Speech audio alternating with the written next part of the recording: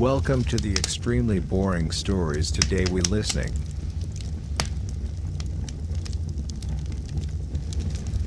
Why you wouldn't last a day in the Roman Empire.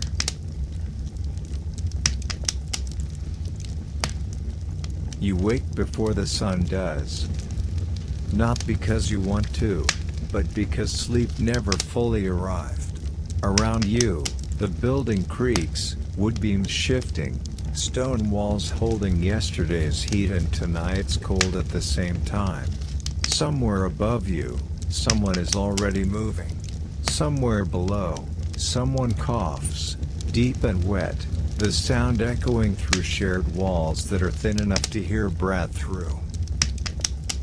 This is Rome. Not the Rome of marble statues and triumphal arches. This is the Rome where most people lived. The crowded Rome, the noisy Rome, the Rome that never truly rested. You are not alone in your room. You could not afford to be. The space is small, maybe just wide enough to stretch your legs if you curl slightly. You share it with family, or strangers, or both. The air smells faintly of smoke because cooking fires never fully go out in this city. They smolder through the night, clinging to clothes and hair, settling into lungs. Outside, the city is already awake. Carts roll over uneven stones, iron-rimmed wheels scraping against streets worn smooth by centuries of feet. Vendors shout, not cheerfully, but insistently, advertising bread that is already hardening, vegetables that must be sold before they rot. Dogs bark. Somewhere, metal strikes metal as a shopkeeper lifts a shutter. Rome does not ease you into the day. It pushes. You sit up slowly, careful not to hit your head on the low beam above. The floor beneath you is bare. No rugs. No softness. Just packed dirt or rough wood, depending on how high you live. And height matters here. The higher your room, the poorer you are. The wealthy live closer to the ground, where water reaches more easily and escape is faster when fire comes. Fire always comes. You think briefly about washing. Then you remember the water situation. There is no tap. No basin waiting politely for your hands. Water must be fetched, carried, paid for, if you cannot access a public fountain. If you live too far from one, you use what you have left from yesterday, already cloudy, already touched by too many hands. You rinse your face quickly. It does not feel refreshing. It feels necessary, like everything else. Your clothes are stiff, wool, mostly, heavy, itchy, rarely clean because washing fabric costs time, water, and strength. Linen is for those with money. You pull the garment over your head and adjust it with fingers that already ache, even though the day has barely begun. Breakfast, if you are lucky, is bread. Not fresh bread. Yesterday's bread. Or older. You dip it in watered-down wine or oil, softening it enough to chew without cracking a tooth. Your teeth are already worn. Most Roman adults lose them early. Sugar is not the enemy here. Stone is. Grain is ground between rocks, and tiny fragments remain in the flour. Every bite slowly sands your teeth down. Around you, others do the same. No one speaks much. Conversation costs energy, and energy must be saved. There will be work today. There is always work.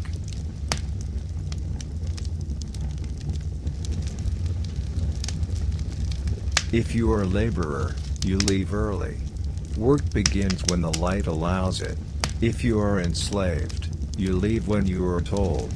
If you are a woman, Your work begins where you stand, cleaning, mending, preparing, enduring. Children work too. They always have. As you step outside, the full weight of the city presses in.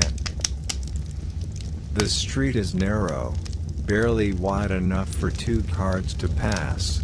Above you, buildings lean inward, as if conspiring. Laundry hangs overhead, dripping yesterday's water onto today's travelers. The stones beneath your feet are slick, not just with rain but with waste. Human waste. Animal waste. Everything flows downhill eventually, and often through the streets. You learn where to step by watching others. There are public latrines, yes. Rows of stone seats with no dividers, shared by dozens at a time.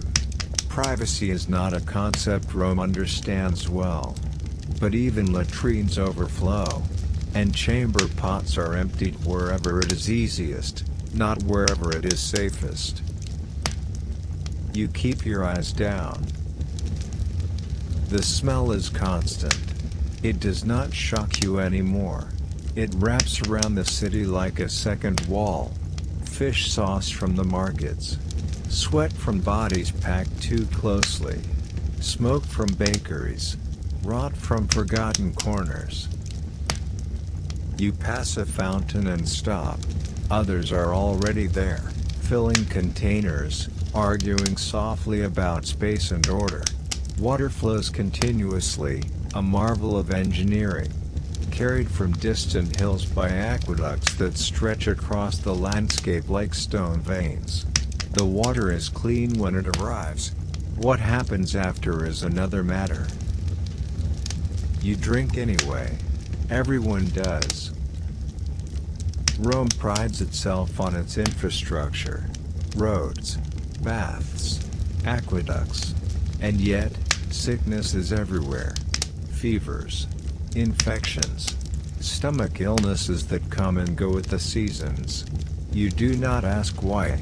You simply hope today is not the day your body fails. As the sun rises higher, the noise grows louder. This is not accidental. Roman law restricts wheeled traffic during certain hours, so carts rush in the early morning to deliver goods. The result is chaos. Shouting. Swearing. Animals panicking in tight spaces. You flatten yourself against a wall as a cart passes too close, its load swaying dangerously. If it tips, no one will stop to help you. Not because they are cruel, but because stopping means losing time, and losing time means losing food. Posters are pasted on walls, announcements, political messages, advertisements scratched directly into stone. You do not read most of them. Literacy is useful, but not necessary for survival. Knowing where to stand, when to move, and whom to avoid matters more. You reach your destination, wherever that may be. A workshop, a construction site, a household that is not yours. The day stretches ahead, long and unyielding. You have already been awake for hours, and yet nothing important has happened. This is what most days are like in the Roman Empire. Not glorious, not heroic, just heavy.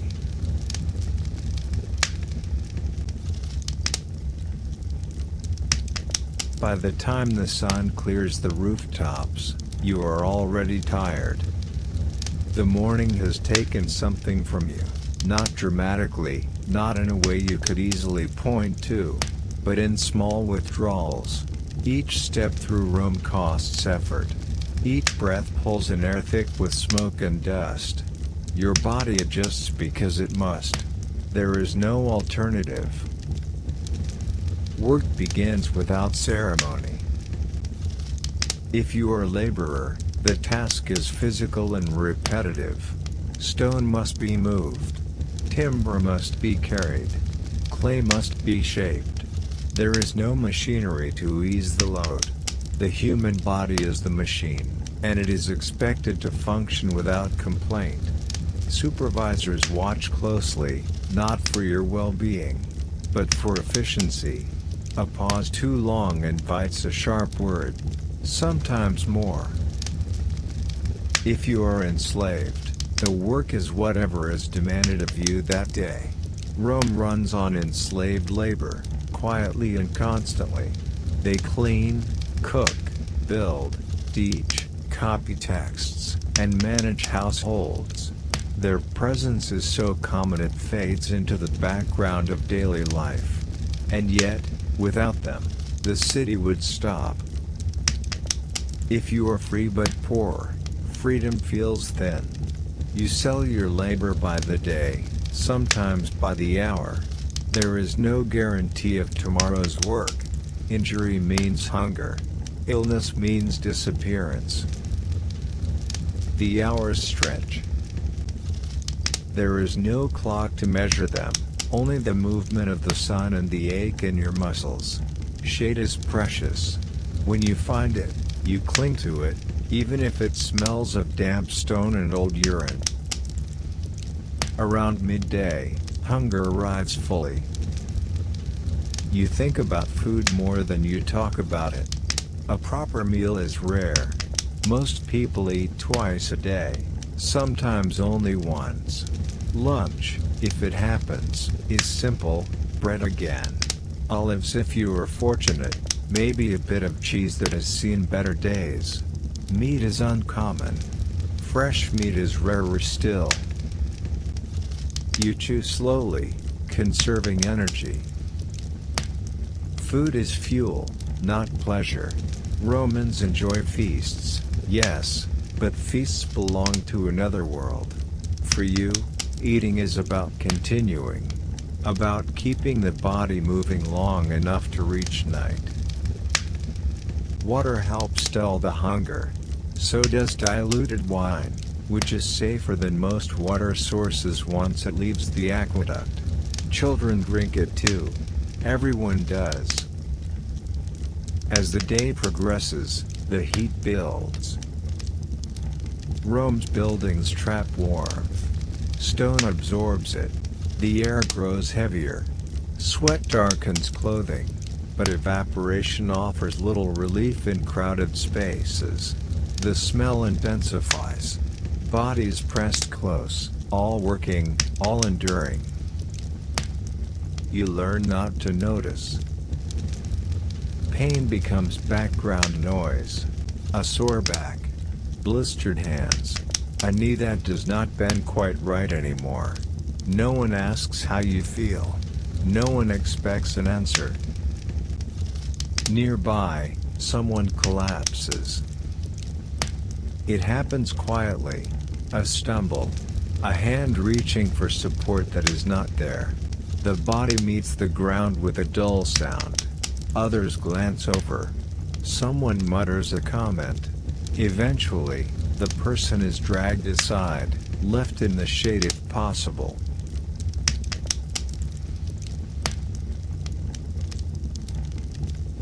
Work continues. Rome does not pause for weakness. Medical knowledge exists, but access does not. Doctors are expensive. Remedies are inconsistent. Many treatments involve bloodletting, herbs of questionable effect, or prayers whispered more out of habit than faith. Survival often depends less on treatment and more on luck. You keep working because stopping is worse. By afternoon, the city hums at a lower pitch. The morning chaos has passed, replaced by steady movement. Shops open fully. Tradesmen shout less, saving their voices. Officials move through streets with practiced authority. You step aside when they pass. Everyone does. The social order is visible everywhere. Clothing marks status. Speech marks education. Confidence marks power. You learn where you stand by how others look at you, or don't. There is little resentment left in you. Resentment requires energy. As shadows lengthen, tasks wind down. Not because the work is finished, but because daylight fades. Oil lamps exist, but fuel costs money. Most labor ends when vision becomes unreliable. You make your way home through streets that feel different now. The city softens slightly in the evening. Vendors pack up unsold goods. Children play briefly before being called inside. The smell of cooking returns, stronger now, drifting from open windows and shared courtyards. Dinner mirrors breakfast. More bread. Perhaps porridge made from grains boiled into submission. Vegetables if the market was kind. You eat what you have without complaint because complaint changes nothing. If you live in an insula, a multi-story apartment building, you climb narrow stairs that twist upward, growing steeper with each level. There are no railings. The light fades as you ascend. You know the steps by memory. Missing one would mean injury, maybe worse. Inside, the space feels smaller at night. Everyone is here now. Bodies settle into corners. Conversations murmur briefly, then fade. Someone coughs again. That same wet sound. You wonder if it will stop. You do not ask. Outside, the risk shifts. Fires are more likely at night. So is crime. Darkness hides intentions. The city watch exists, but thinly spread. Most people rely on locked doors and hope. You lie down carefully, finding the least painful position. The day has carved itself into your muscles. Sleep does not come easily, but exhaustion helps. As your eyes close, thoughts drift, not toward ambition or dreams, but toward endurance. Toward whether your body will recover enough to repeat this tomorrow.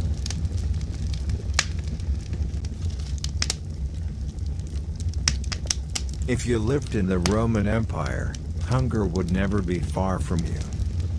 It would not always arrive loudly. More often, it would linger quietly in the background of your thoughts, shaping your decisions long before your stomach began to ache.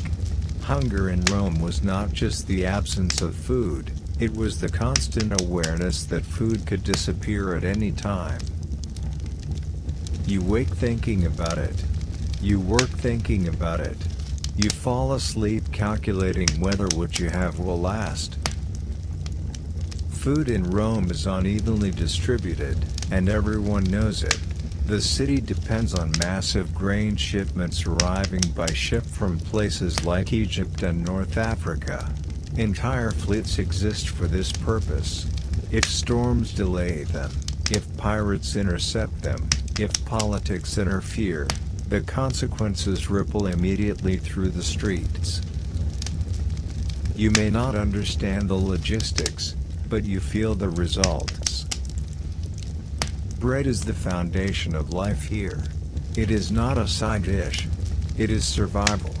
The Latin word panis carries weight, because without it, everything else falls apart. For the poor, bread can make up the majority of daily calories. For the state, bread is control. You queue for it when necessary. Sometimes the government provides grain rations, especially in the city of Rome itself. The annona, the grain dole, exists to keep unrest at bay. Hundreds of thousands of citizens depend on it. But eligibility matters. Registration matters. Presence matters. Miss a distribution, and there is no sympathy. You stand in line with others, container in hand. The grain you receive is not ground, not baked. That is your responsibility now. You carry it home, knowing how much work still stands between you and a meal. Grinding grain is slow, exhausting labor. You kneel beside a stone cairn, pouring kernels into the shallow bowl. Another stone fits in your hands, heavy and smooth from use. You rotate it, over and over, crushing grain into coarse flour. The sound is dull and rhythmic. Your arms ache. Your knees complain. But you continue, because stopping means no bread. Tiny fragments of stone break loose each time the mill turns. You cannot remove them. They mix invisibly into the flour. Over years, they wear your teeth down, flattening them, cracking them, exposing nerves. Dental pain is common. Treatment is rare. When the flour is ready, you mix it with water, sometimes salt, if you have it. Yeast is unpredictable. Many loaves are flat and dense. You bake when and where you can. Communal ovens if available, household fires if not. Smoke fills the space, stinging your eyes. The result is bread that fills the stomach without comforting it. You eat it anyway. Alongside bread, there are other staples. Pulses, lentils, chickpeas, beans, boiled into thick stews. Vegetables like cabbage, onions, and leeks appear frequently. They grow well and store reasonably. Fresh fruit is seasonal. When it's gone, it's gone. Meat is occasional.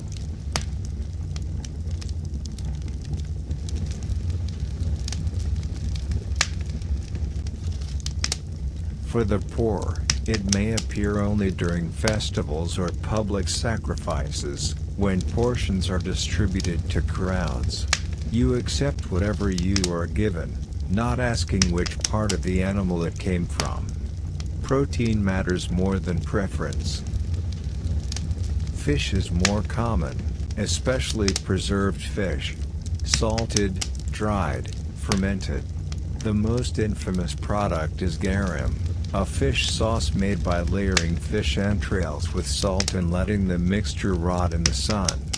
The smell is overwhelming. The taste is sharp and salty. Romans love it.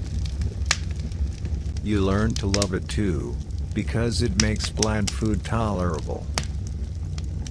Wealth changes everything.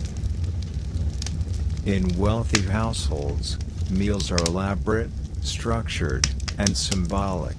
Multiple courses, exotic ingredients, spices imported from far away. Sugar does not exist as you know it, but honey fills the role. Wine flows freely. Guests recline while eating, servants moving silently around them. But you do not recline. You sit, or squat, or stand. You eat quickly. Food is not an event.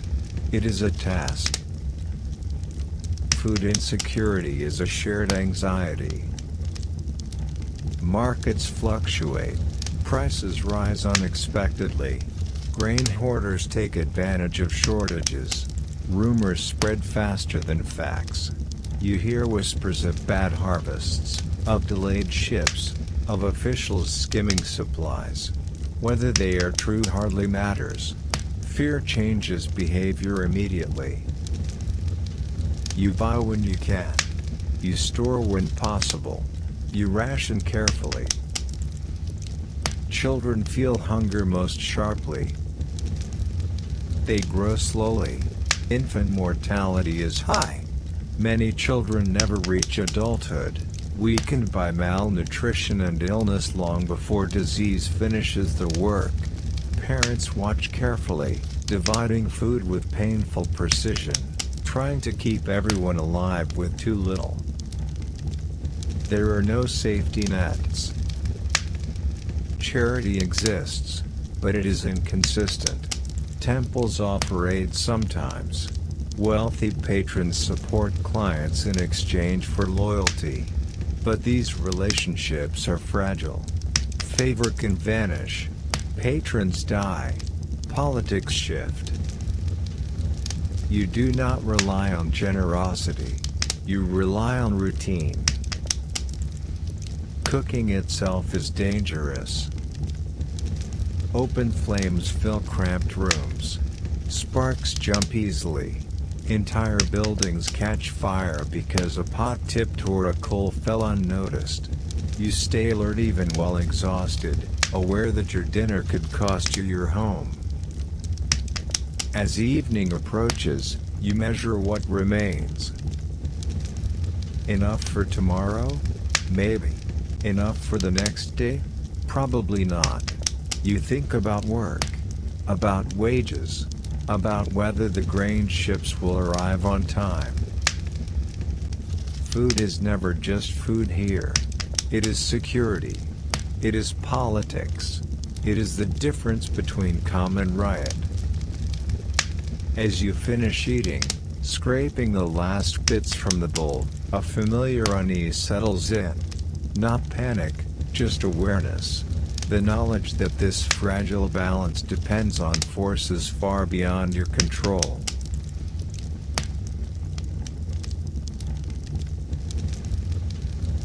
Hunger in Rome is rarely sudden. It does not usually arrive as a dramatic collapse or an immediate absence. Instead, it creeps in gradually, disguised as adjustment. Portions become smaller. Meals become simpler. What was once eaten daily becomes occasional, then rare, then remembered. You notice it first at the market. The market is not a single place but many scattered spaces, open squares, shaded streets, temporary stalls set up at dawn and dismantled by evening. Vendors arrange their goods carefully, not to please the eye, but to suggest abundance even when there is little. You walk through slowly, hands behind your back, pretending not to calculate prices. Grain costs more today than it did last week. Not by much, but enough to matter. Oil has risen too. Someone mutters that ships are late. Someone else says a merchant is hoarding supplies. No one knows for certain, and certainty is rare anyway. You buy less. At home, you stretch what you have. Grain is mixed with more water. Stews are thinned. Bread is sliced carefully, portions measured not by hunger but by necessity. You chew more slowly, trying to convince your body that this is enough. Sometimes it works. Sometimes it doesn't. Rome is a city that depends on food arriving from elsewhere. The countryside around it cannot sustain its population. The empire itself exists, in part, to keep grain moving. By road, by river, by sea. When the system works, it feels invisible. When it falters, everyone feels it at once. You hear the word famine whispered, though it may be premature. True famine is rare in Rome. But scarcity is common. Even small disruptions send ripples through daily life. Workers grow irritable. Arguments break out more easily. Theft increases, quietly at first. A loaf gone from a stall. A sack cut open at night. Officials take notice. The Roman state understands hunger not just as a human problem, but as a political one. A fed population is quieter. An unfed one is unpredictable. Bread and peace are closely linked here.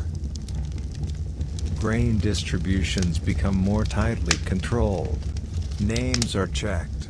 Numbers are counted. Those excluded feel it immediately. You might qualify this month and not the next. Citizenship matters. Documentation matters. Being known matters. If you are new to the city, you are vulnerable. The queues grow longer. Tempers shorten. You stand for hours under the sun, shifting your weight from foot to foot, hoping the supply lasts until your turn. When it does not, the disappointment settles heavily but without spectacle. You leave quietly. There is no one to argue with. You learn to plan around uncertainty. Food storage becomes a kind of strategy. Dry goods are kept high to avoid dampness and rats. Containers are sealed as best as possible. Cats help, sometimes. So do traps. Nothing is wasted. Even scraps have purpose.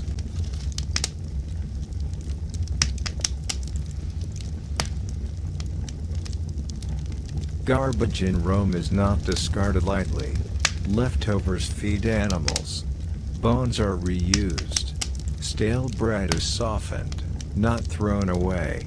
What cannot be eaten may be sold or repurposed. Still, loss happens. A pot cracks. A fire burns too hot. Mold spreads unnoticed. Each small failure tightens the margin further. Hunger is not dramatic, it is cumulative. Children ask questions. Not loudly, not accusingly. Just small questions about when the next meal will be, or why they cannot have more. You answer carefully, balancing honesty with reassurance. You do not want them afraid. Fear burns energy too. The wealthy continue to eat well. You see it when you pass their homes. Servants carrying trays. The smell of roasted meat drifting through open courtyards. Laughter. Music. Food as pleasure, as display, as power. You do not resent them as much as you might expect. Resentment is exhausting. Instead, you note the distance. It is not just wealth that separates you, it is insulation. Their lives are buffered. Yours is exposed. Festivals offer brief relief. Public sacrifices sometimes result in meat distributions. Crowds gather. The portions are small, but meaningful. Protein tastes different when it is rare. You eat slowly, savoring it, knowing it will be weeks or months before it happens again. Religion and food intertwine. Offerings are made to gods for good harvests, safe shipments, steady supplies. You participate because everyone does. Belief is flexible here. Practice matters more than certainty. When shortages deepen, behavior changes. People move less. Work slows. Energy is conserved. Conversations revolve around food more openly now. Recipes for stretching meals circulate. Advice is shared. There is solidarity, but also quiet competition. The weakest suffer first. The elderly struggle. The sick recover more slowly. Infants fail to thrive. You notice absences. Someone who used to stand near you in line is gone. You do not ask where they went. Rome absorbs loss silently. Officials respond when unrest threatens. Prices may be regulated. Porters punished publicly. Grain reserves released strategically. These measures help, but they are reactive, not preventative. You learn that survival depends on timing. Arrive early. Know the right people. Save when you can. Spend when you must. Hunger sharpens awareness. You notice patterns you once ignored. Which vendors are reliable? Which streets smell of food near evening? Which households discard scraps discreetly? You adapt. by night, your body feels lighter in a way that is not comforting. Hunger hums beneath your thoughts, steady and persistent. Sleep comes unevenly, interrupted by dreams of food that feel almost physical. And as you lie there, you understand something quietly and completely. Hunger in Rome is not a crisis, it is a condition.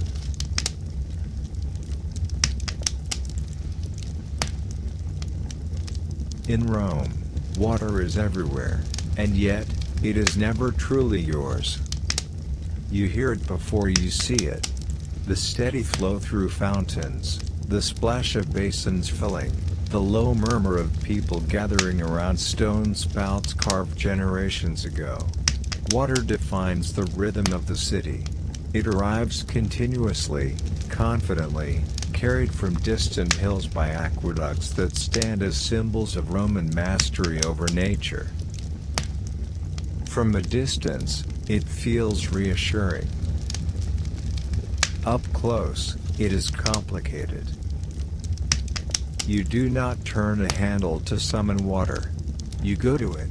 You wait for it. You carry it. Every drop has weight, measured not only in volume but in effort. Clay jugs dig into your palms.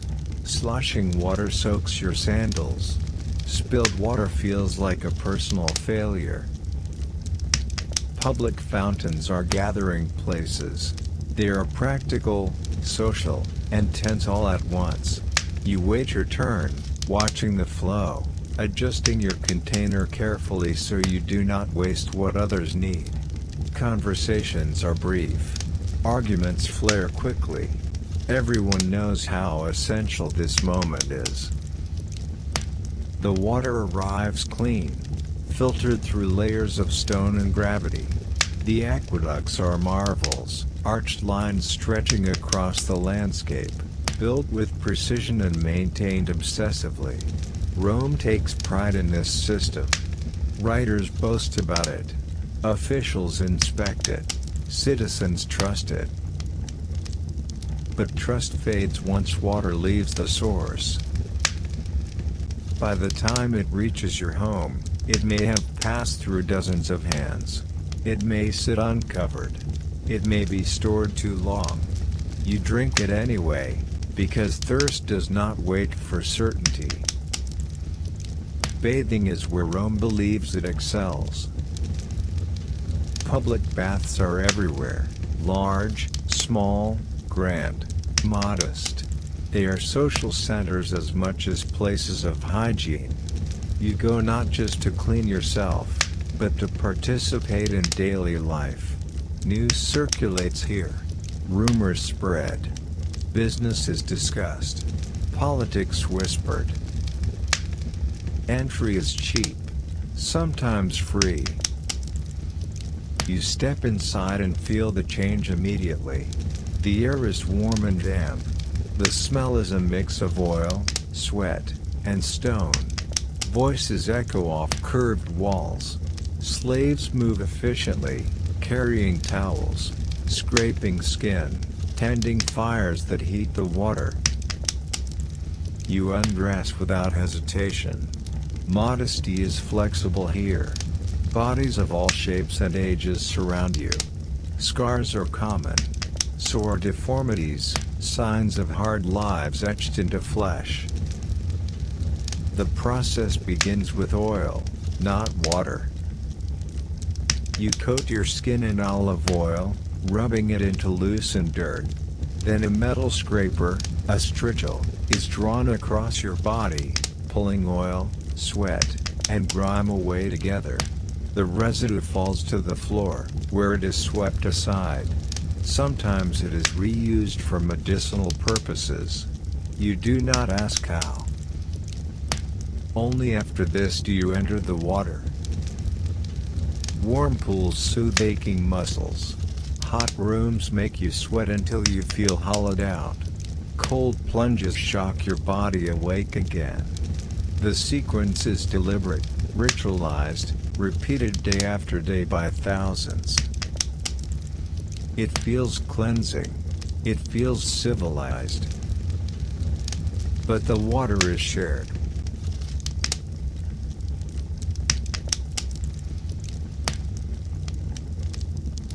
Dozens of bodies enter the same pools. Skin flakes off. Small wounds open. Illness travels quietly. You notice rashes sometimes. Fevers that follow bath days. You do not connect these things directly. Few do. Soap, as you know it, does not exist. Cleanliness is relative. Despite the baths, disease is common. Dysentery, typhoid, parasites that take up residence in the body and refuse to leave. You grow used to discomfort, to stomach pain that flares and fades, to fatigue that feels permanent. Children suffer most.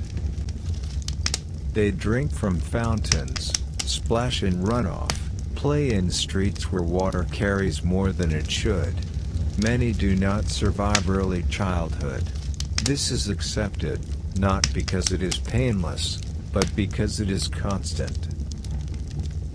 Medical understanding exists, but it is uneven. Doctors study texts. They observe symptoms. They argue theories. Some treatments help. Many do nothing. A few make things worse. Germs are unknown. Contagion is suspected but poorly understood. Clean water is valued, but its role in disease is not fully grasped. You rely on habits instead of knowledge. You prefer certain fountains. You boil water when you can, though fuel costs discourage it. You drink wine diluted with water, trusting fermentation more than clarity. You wash wounds quickly and hope for the best. Waste management is another quiet struggle. Rome has sewers, but they do not reach everywhere. The Cloaca Maxima handles much, but not all. Chamber pots are emptied into streets, drains, or designated pits. Rain helps. So does time. Smell lingers regardless. The streets carry everything downhill. During heavy rain, waste flows visibly. You lift your clothing higher. You step carefully. You learn which routes flood first. Shoes rot quickly. Feet suffer. Infections begin with small cuts. Baths close occasionally. Not for cleanliness, but for fuel shortages, maintenance issues, or political unrest. When they do, the absence is felt immediately. People feel heavier. Dirt accumulates. Morale dips. The baths are not just practical, they are psychological relief. The wealthy bathe privately. They have heated rooms, controlled water, servants to manage every step. Their experience is quieter, safer, more predictable. They fall ill too, but with more options for care. For you, illness is an interruption you cannot afford. If you miss work, you miss wages. If you miss wages, you miss food. The body learns to function while unwell. You carry fevers into labor. You cough through tests. You rest only when collapse forces it. Death happens quietly. A neighbor does not return. A child's cries stop. A familiar face disappears from the baths. There are no announcements. Life absorbs the loss and moves on. And yet, Rome believes itself clean. It boasts of water systems unmatched in the world, of baths that rival palaces, of engineering that bends nature to human will. In many ways, it is correct.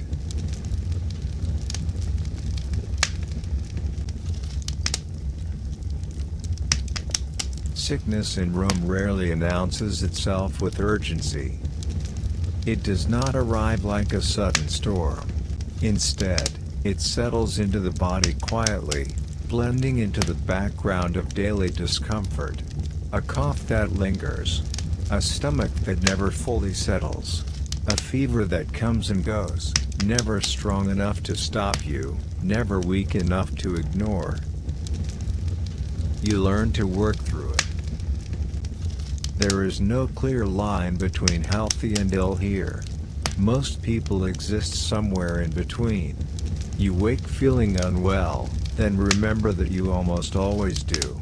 This realization is strangely comforting. It means today is not unusual. You wash your face, drink what water you have, and move on. In the streets, illness is visible if you know how to look. Pale skin, sunken eyes, slow movements, people leaning against walls longer than necessary. No one points it out. To do so would be to acknowledge vulnerability, yours or theirs. You hear coughing everywhere. Some coughs are sharp and dry, others wet and rattling. You distinguish them without thinking. A long, hollow cough suggests something deeper. You notice who keeps coughing day after day. You notice who stops appearing altogether. Still, work continues. A laborer with a fever moves stone more slowly, but still moves it. A shopkeeper with stomach cramps still opens the stall. A domestic servant with an infected cut still scrubs floors. Rest is a luxury. Endurance is expected. Doctors exist, but they are distant figures. Some are skilled. Some are educated. Some are neither.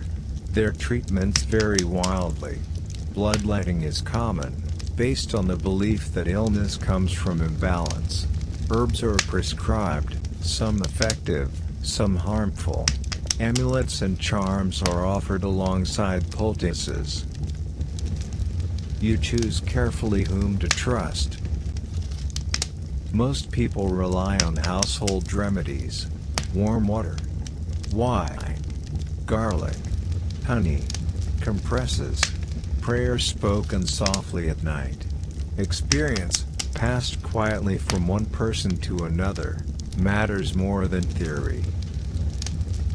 Baths remain central to healing. You go when you can, believing heat will draw illness out of you. You sit longer in warm rooms. You scrape your skin more carefully. You breathe deeply, hoping the steam helps. Sometimes it does. Sometimes it leaves you weaker. Infections spread easily. Shared water, shared tools, shared spaces. A small cut becomes red, then swollen. You clean it as best you can. You cover it. You avoid bumping it. You watch for signs you do not fully understand. Children are especially vulnerable. Their bodies are smaller, less resilient. A fever that an adult survives can take a child quickly. Parents watch closely, measuring breaths, touching foreheads, bargaining silently with gods they are not sure they believe in. Death is not hidden. When it comes, it is dealt with efficiently. The body is prepared. Family members mourn briefly but practically. Life does not stop. It cannot afford to.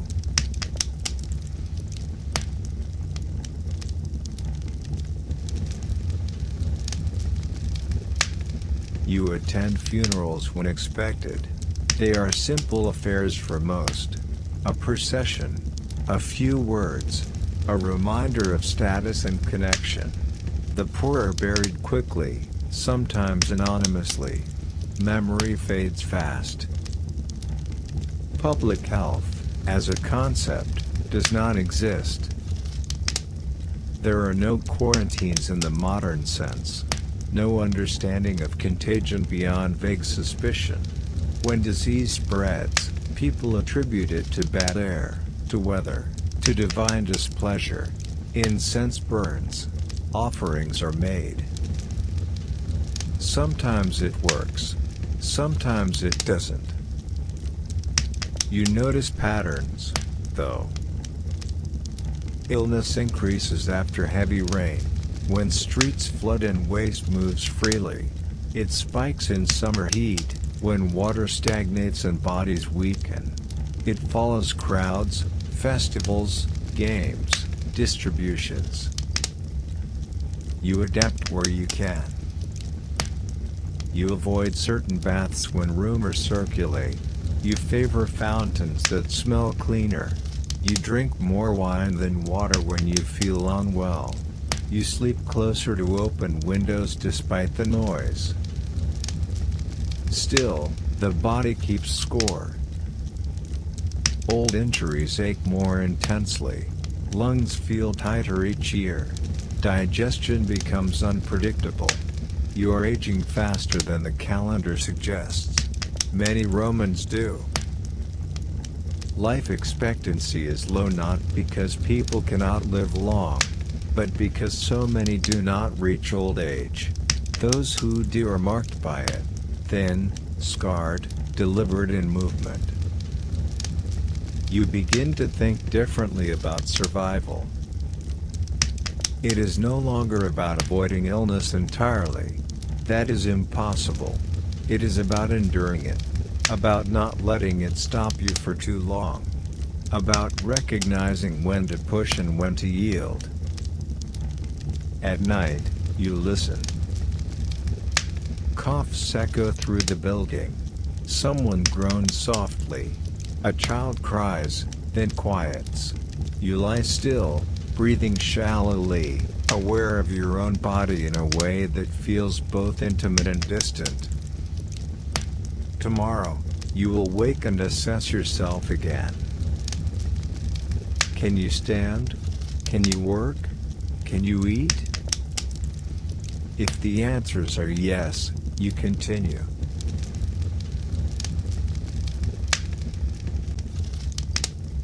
In the Roman Empire, work is not something you decide to do. It is something that waits for you. You wake already knowing what your body will be asked to give that day.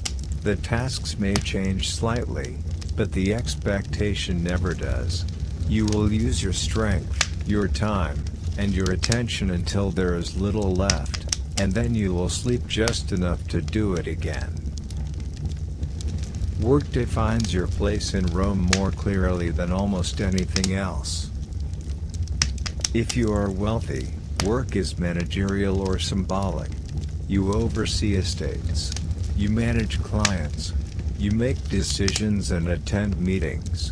Your body remains mostly intact. Your mind does the labor. But if you are not, and most people are not, work is physical, repetitive, and unavoidable. You carry things. Stone, wood, water, grain. You lift, drag, stack, and unload. Construction never stops in Rome. Buildings rise, collapse, burn, and are rebuilt endlessly. Roads require constant repair. Temples expand. Walls crack and must be reinforced. The city is a permanent construction site. You may work in a workshop instead. Metalwork, pottery, tanning, weaving. Each trade has its rhythm, its dangers. Fires burn hot and close. Tools slip. Fumes hang in the air. Injuries are common. Protective equipment does not exist. You learn caution the hard way. If you are enslaved, work is not limited to daylight or reason. You do what you are told, when you are told. You may labor in fields far from the city, under the sun, planting and harvesting for estates you will never own. Or you may work inside, cooking, cleaning, carrying messages, caring for children who are not yours. Your skills determine your treatment. An educated enslaved person, one who can read, write, calculate, may live more comfortably, but never freely. A laborer in a mine or quarry lives a shorter, harsher life. Mines are brutal places, dark, confined. Dust fills the lungs. Accidents are frequent. Escape is impossible. You understand quickly that Rome's grandeur rests on invisible exhaustion. Free laborers are not much safer. There are no contracts as you understand them. No guaranteed hours. No compensation for injury. If you are hurt, someone else takes your place. The city is full of people willing, or desperate, enough to work. Competition is quiet but constant. You arrive early to secure a day's work. You linger near hiring points. You accept lower wages when necessary. Pride costs too much. Children work too. They carry water, run errands, assist in workshops. Their hands are small and useful. Their labor is expected. Education, when it exists, fits around work, not the other way around. Time is measured by fatigue. There is no weekend. No day of rest guaranteed. Religious festivals provide occasional pauses, but even then, many continue working. Hunger does not observe holidays. You begin to notice how work shapes bodies.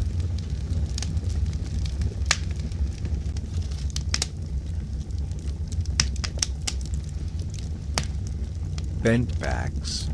Thickened hands, limps that never heal, shoulders that sit unevenly from years of carrying weight on one side. These marks are common, almost invisible because they are everywhere. Conversation during work is minimal. Breath is needed for labor, not words. When people do speak, it is practical. Instructions, warnings, complaints that change nothing. Supervisors watch closely. In some cases, they are fair. In many, they are not. Power flows downward in Rome, and pressure follows it. A man who is shouted at will shout at someone else. This is not cruelty, it is structure. Punishment is public. A missed quota. A broken tool. A perceived lack of effort. Discipline is visible by design. It reminds everyone else what happens when work slows. For enslaved people, punishment is harsher and more frequent. Whips exist. Chains exist. Fear is part of the system, not a flaw.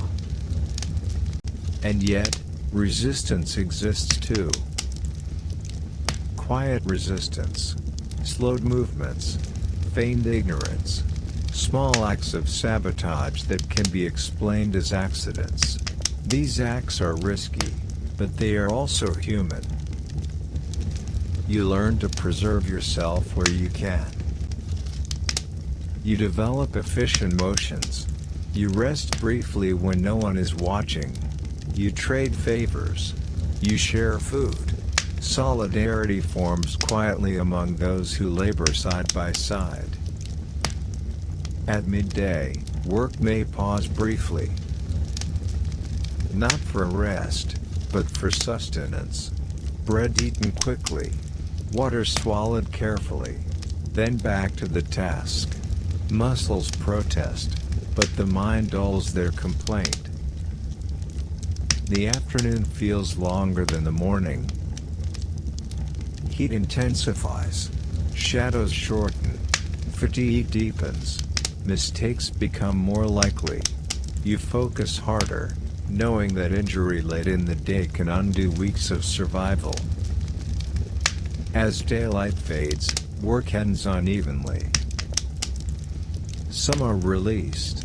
Others continue by lamplight.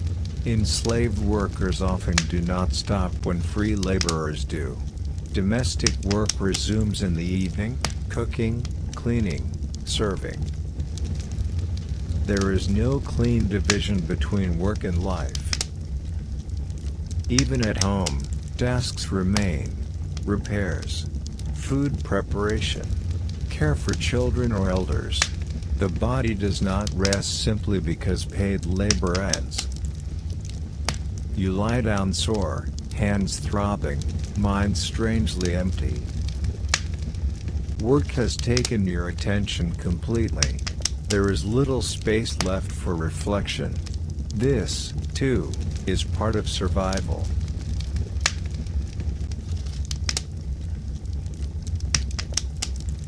By the second half of the day, your body no longer feels like it belongs to you. It feels borrowed, used for a purpose that has little to do with comfort or longevity.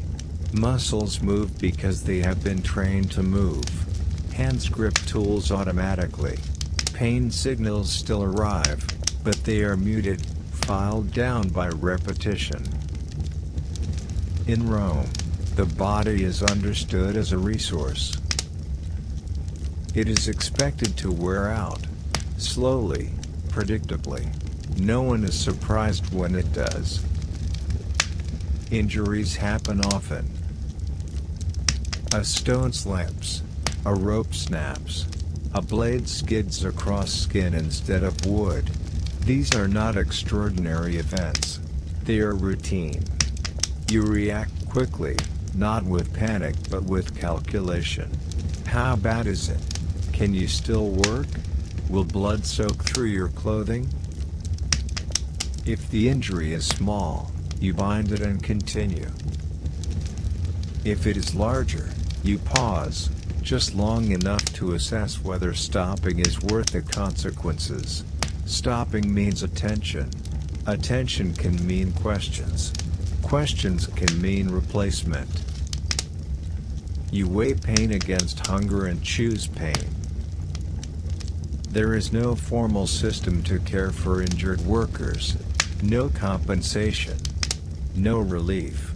If someone cannot work, someone else will.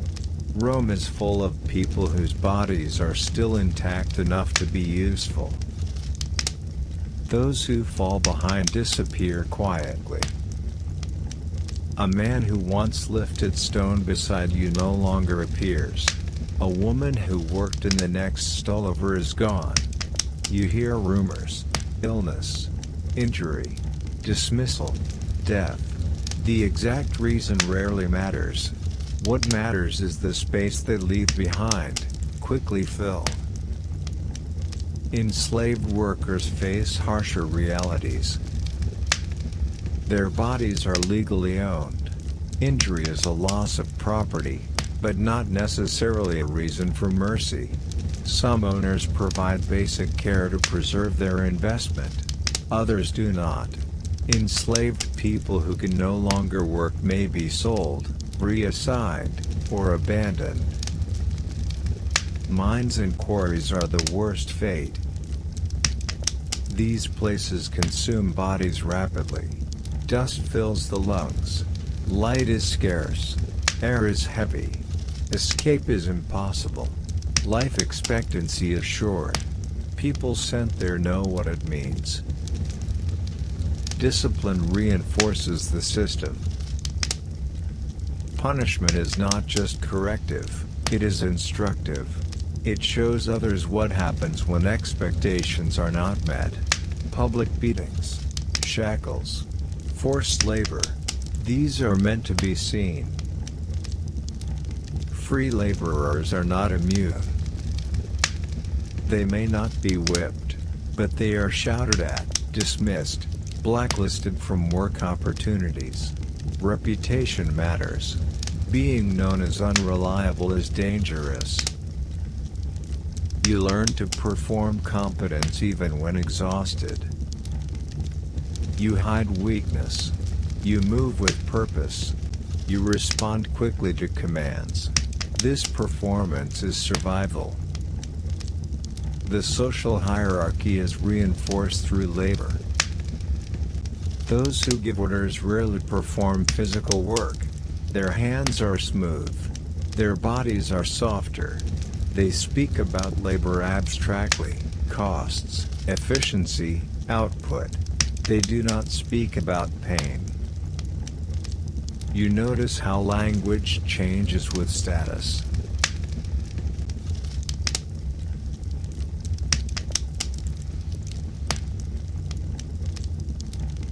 Laborers talk about tasks. Overseers talk about results. Owners talk about profits or delays. The human body disappears somewhere along the way.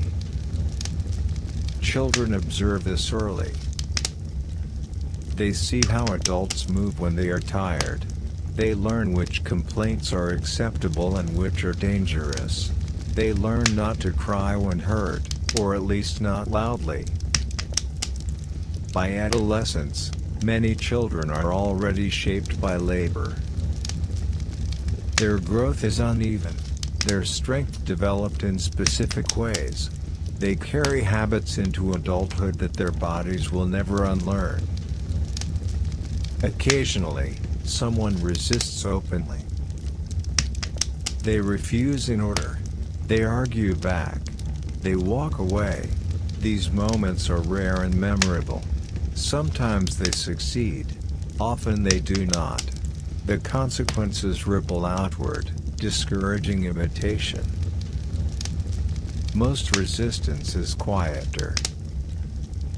Working just slowly enough to conserve energy. Taking slightly longer routes. Dropping tools accidentally. These acts are small, risky, and deeply human. Solidarity exists, but carefully.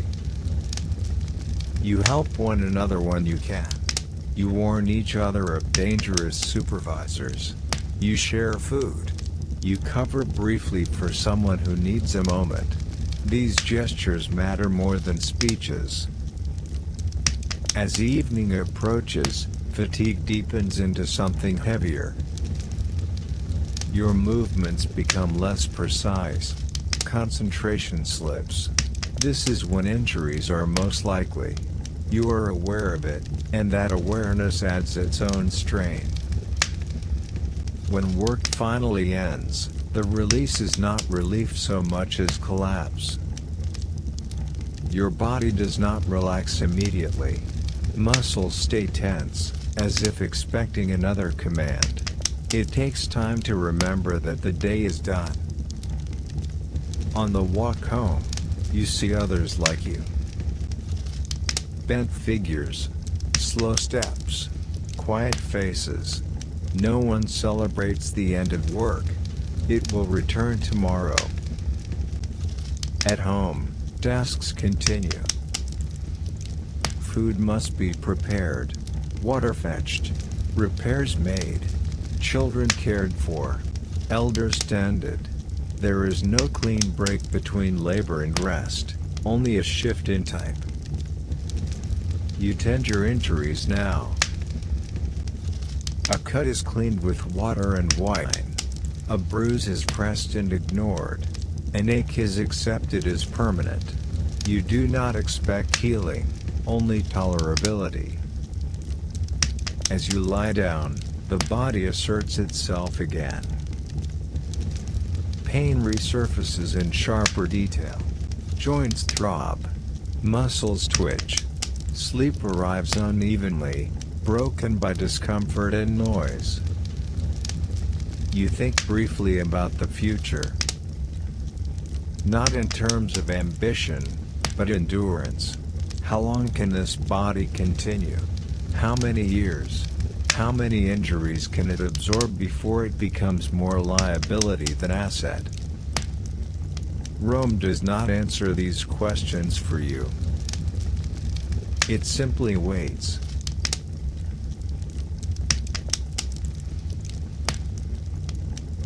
In Rome, safety is never assumed.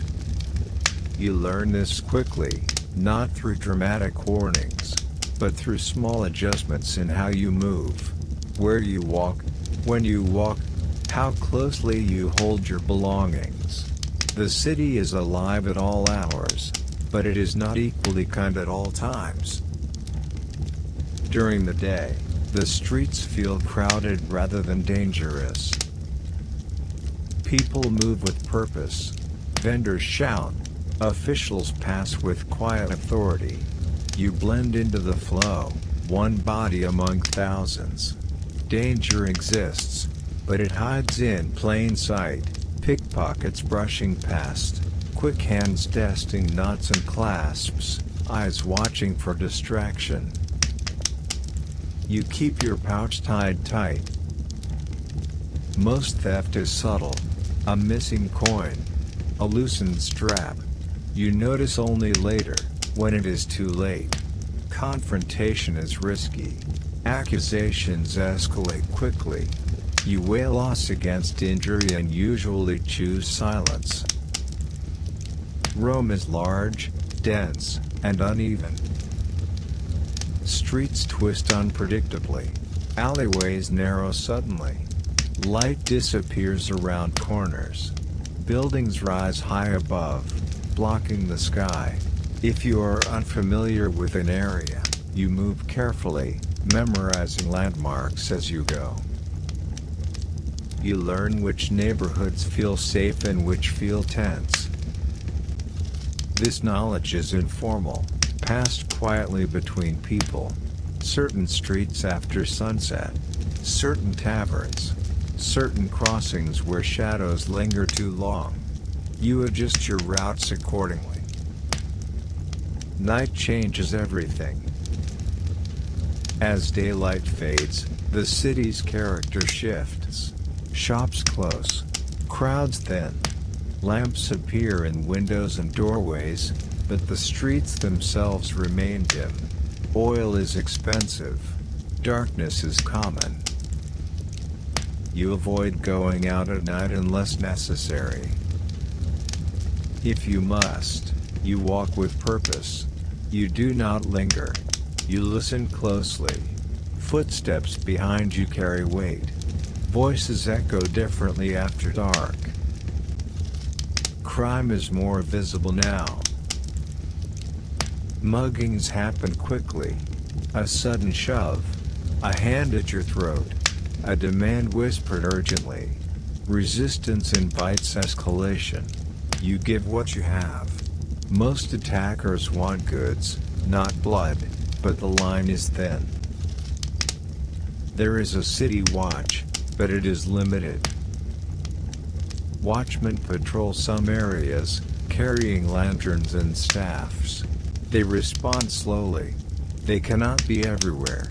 Many crimes go unreported, not because people do not care, but because there is little to be gained.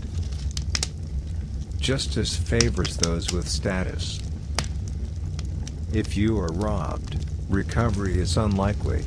If you are injured, compensation is rare. You learn to accept loss as part of life here. The buildings themselves are dangerous. Many Romans live in insulae, multi-story apartment buildings built quickly and cheaply. They rise high, packed with people. Materials are often poor. Maintenance is minimal. Collapse is a real fear. You hear cracks in the night sometimes. A beam shifting. A wall settling. Dust falling unexpectedly. Most of the time, nothing happens. Sometimes, something does. When buildings collapse, they do so suddenly.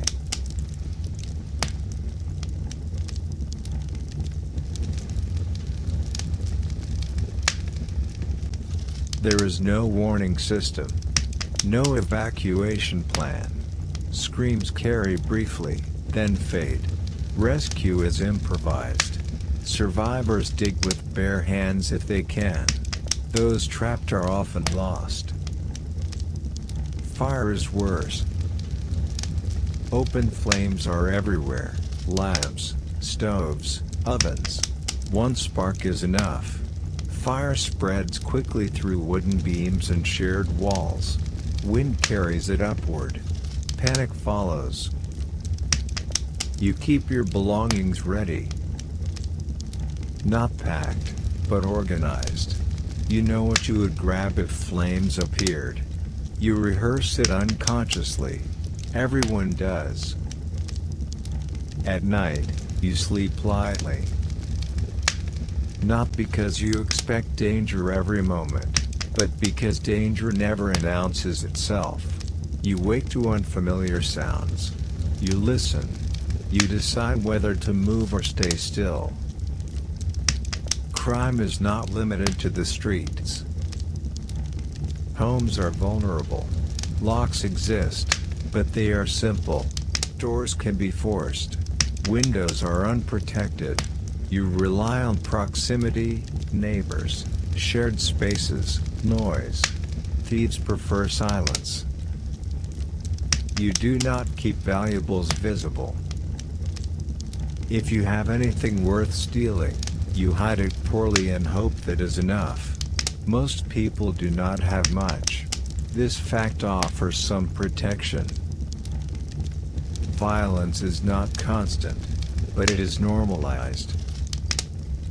You see fights break out. Arguments escalate. Alcohol loosens restraint. Knives appear occasionally. Crowds gather briefly, then disperse. Blood stains fade quickly. You do not intervene. Intervention invites involvement. Involvement invites blame. Women face additional risks. They move more cautiously.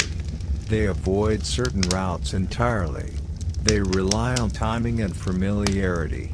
The city is not built for their safety, and everyone knows it. Children learn vigilance early. They are warned where not to go. They are taught to run, to shout, to stay close. Many still wander too far. Some do not return. Despite all this, Rome functions. People adapt. They adjust habits. They accept risk as background noise. The city feels dangerous not because chaos rules, but because order is fragile. As you make your way home one evening, light fading and streets narrowing, you feel that familiar tightening in your chest, not fear exactly, but alertness. You quicken your pace. You listen. You calculate.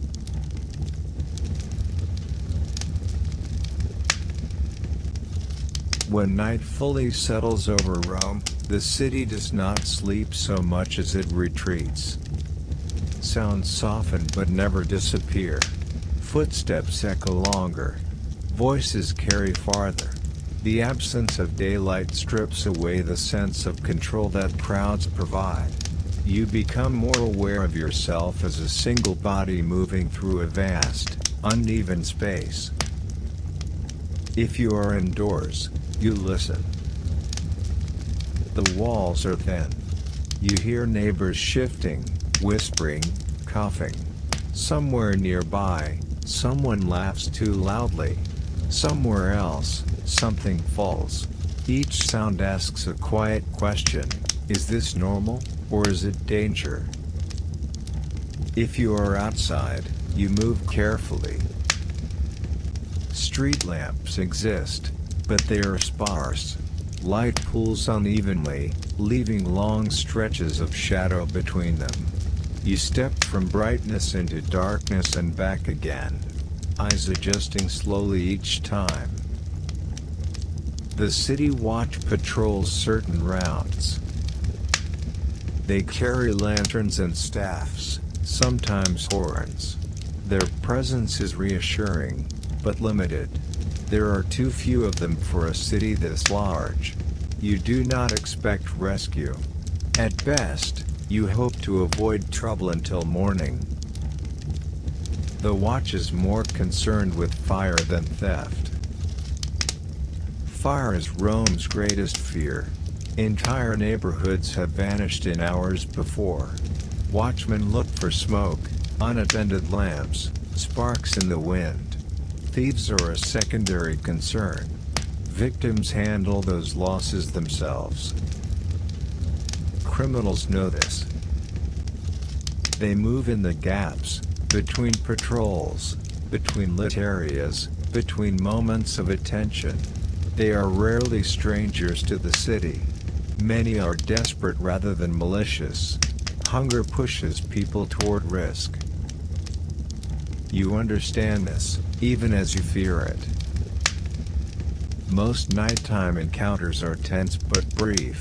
A shadow steps too close. A voice speaks suddenly. Your heart accelerates.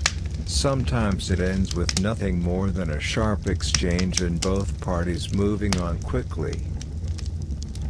Sometimes it does not. When violence happens, it is fast. There is no dramatic build-up. A shove. A blade flashed briefly. A blow delivered with surprise. The goal is not confrontation, it is advantage. Those who linger are caught. You learn to read situations quickly. You avoid groups. You cross streets to stay in light. You listen for the rhythm of footsteps behind you. Familiar sounds reassure you. Unfamiliar ones do not. Home is safer, but not safe. Inside your building, doors are barred as best they can be. Shared spaces mean shared risk. You trust your neighbors because you must. A stranger moving through the stairwell at night draws attention immediately. Sometimes that attention saves lives. Sometimes it escalates conflict. Arguments break out over noise, over space, over fear itself. Tempers fray more easily after dark. Exhaustion strips away patience. Fire remains the greatest terror. You smell smoke before you see it. At first, it is faint, easy to dismiss as a cooking fire left too long. Then it grows sharper, louder. Voices rise. Someone shouts. If fire breaks out, response is immediate and chaotic.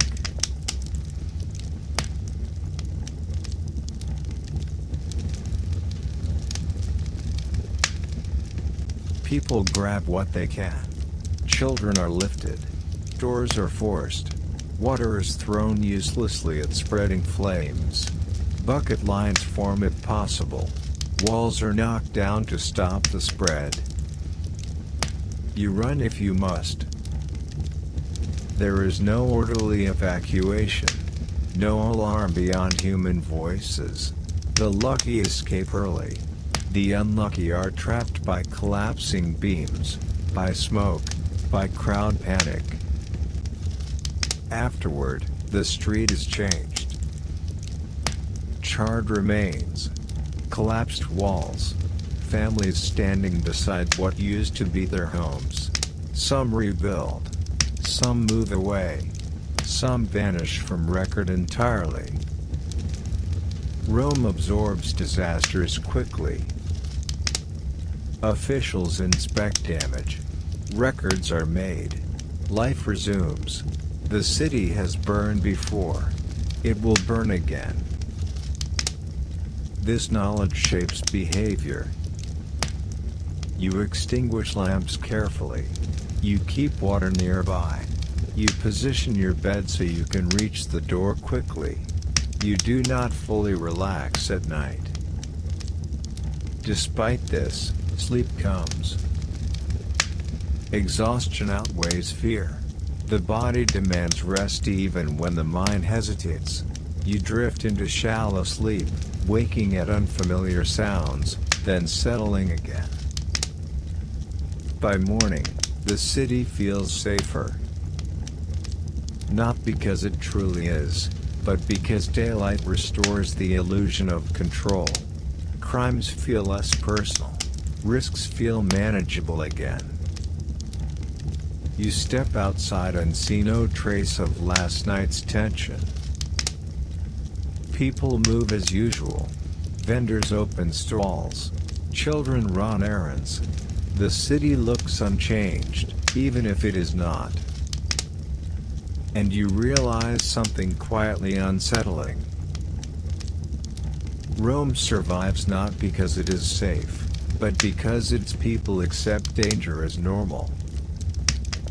They adapt. They endure. They move forward.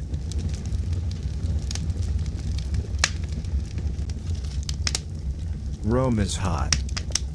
Not the pleasant warmth of spring, not the gentle chill of early evening. Hot. Relentless. A heat that settles in your chest, your back, your thighs. It is present before you leave your home, during your work, and lingers long after sunset. You notice it first on your face, then in your clothes, then in your very bones. The city itself magnifies the sun. Buildings rise close together. Stone absorbs heat during the day and radiates it at night. Narrow streets trap air, turning simple walks into exercises in endurance.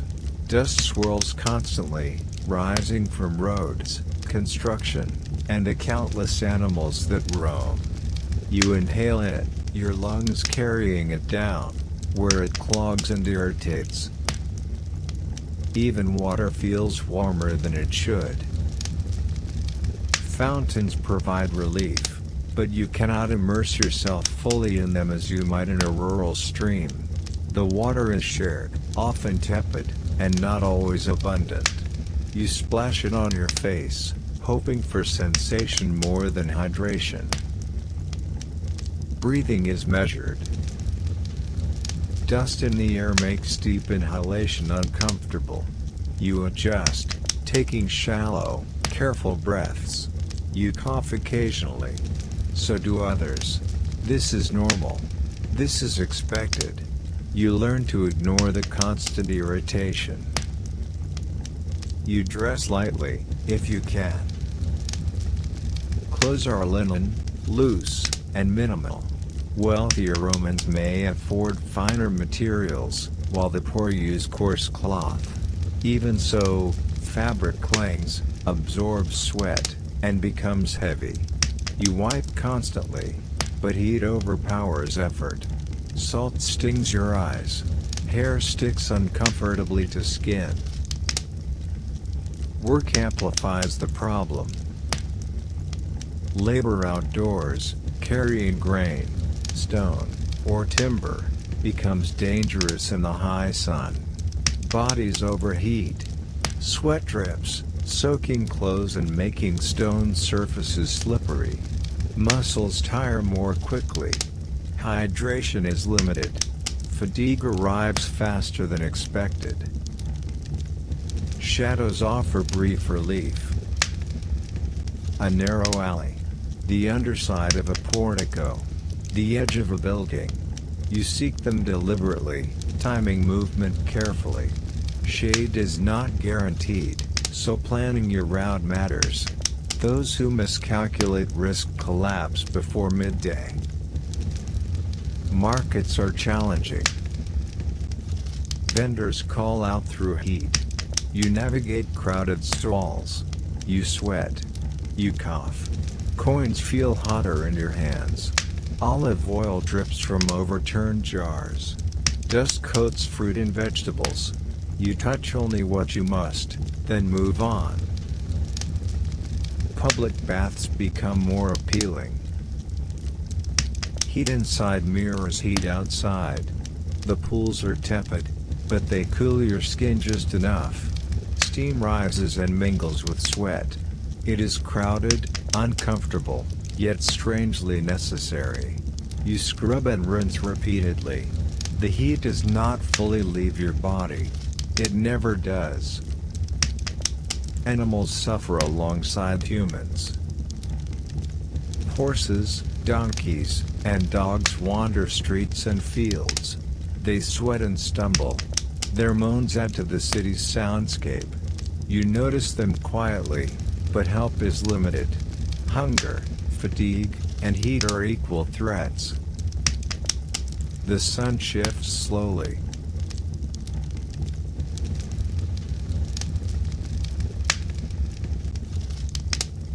By afternoon, the streets are nearly empty.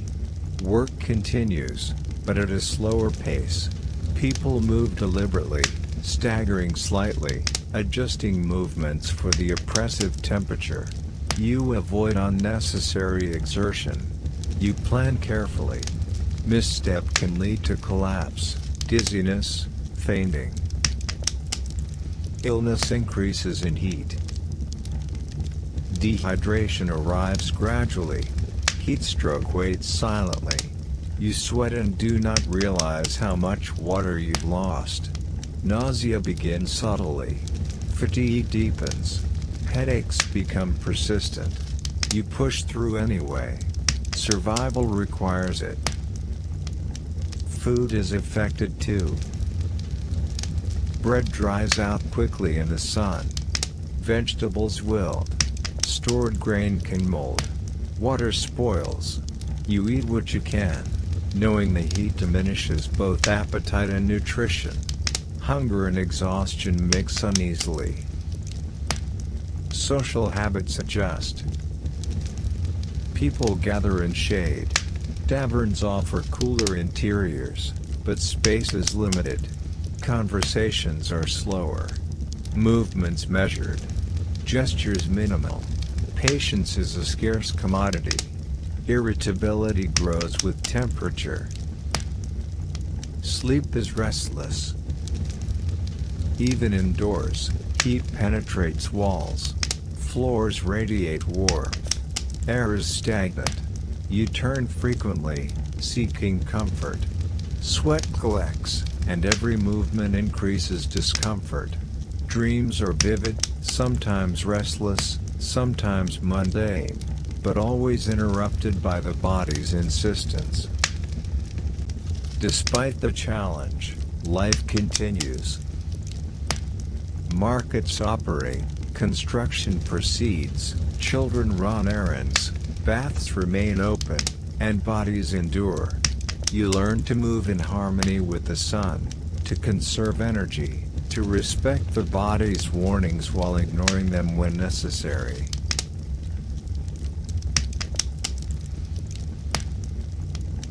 The heat in Rome is not a threat you can see, it is a pressure you feel constantly. It presses down on your shoulders as you walk the streets.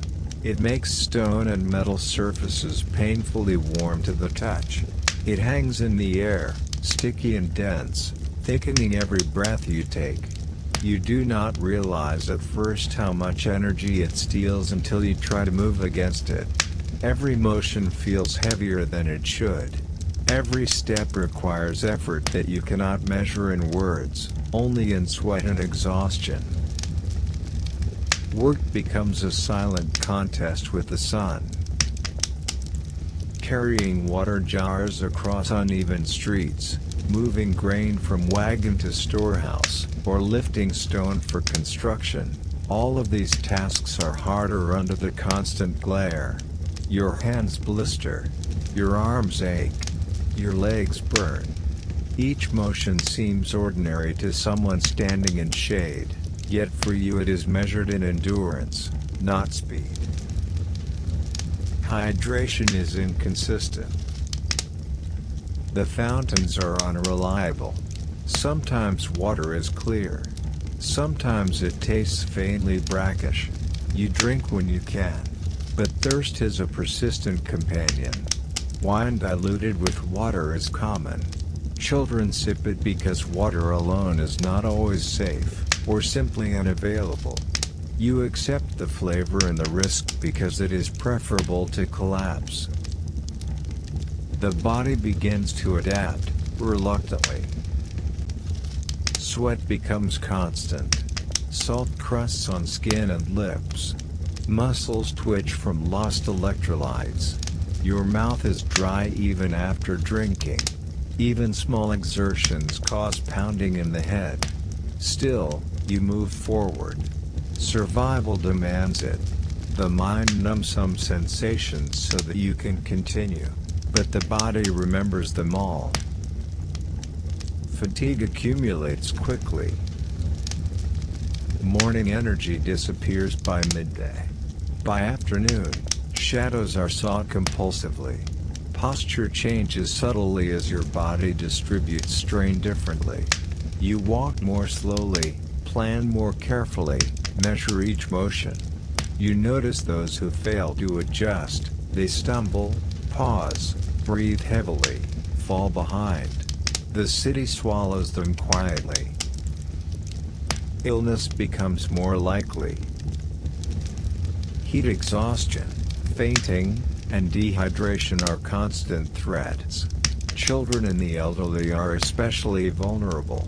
You watch them and plan how to keep them safe. Shade, water, pacing, but control is partial. Illness arrives unpredictably, as it always does, and no amount of preparation guarantees immunity. Food intake changes with temperature. Bread dries, vegetables wilt, and cooked meals spoil faster. You consume what you can tolerate, often smaller amounts more frequently, because appetite diminishes in the heat. You eat slowly, not for taste but to maintain energy. You notice neighbors doing the same. Patterns repeat across the city. Even at night, walls radiate heat. Floors and beds retain the day's warmth. Sleep is shallow. The body shifts constantly. Sweat stains sheets. Dreams are vivid with discomfort, sometimes memories of tasks, sometimes imagined escapes. Relief is temporary. Morning arrives, bringing the sun again and with it renewed exhaustion.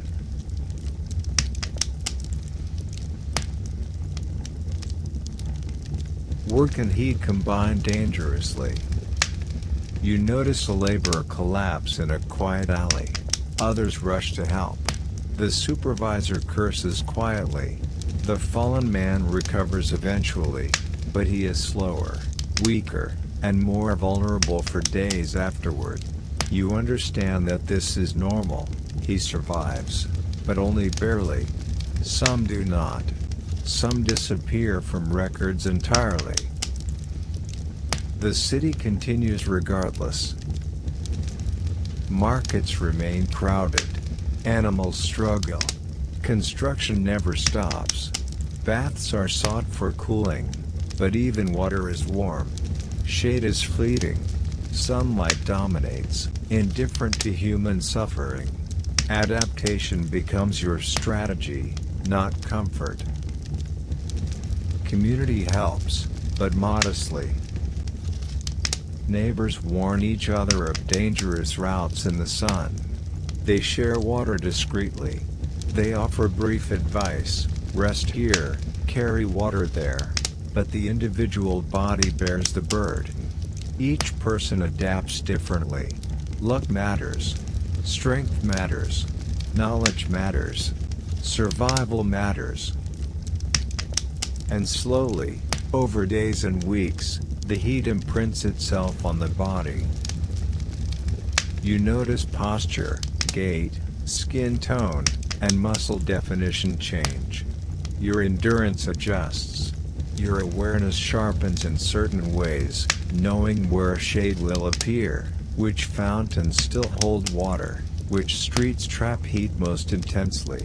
The city's climate becomes part of your calculation. Even as adaptation occurs, the city remains unforgiving.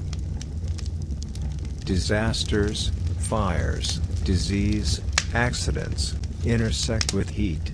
Fatigue amplifies mistakes. Dust inflames lungs. Waterborne illness spreads more easily when people drink less and sweat more.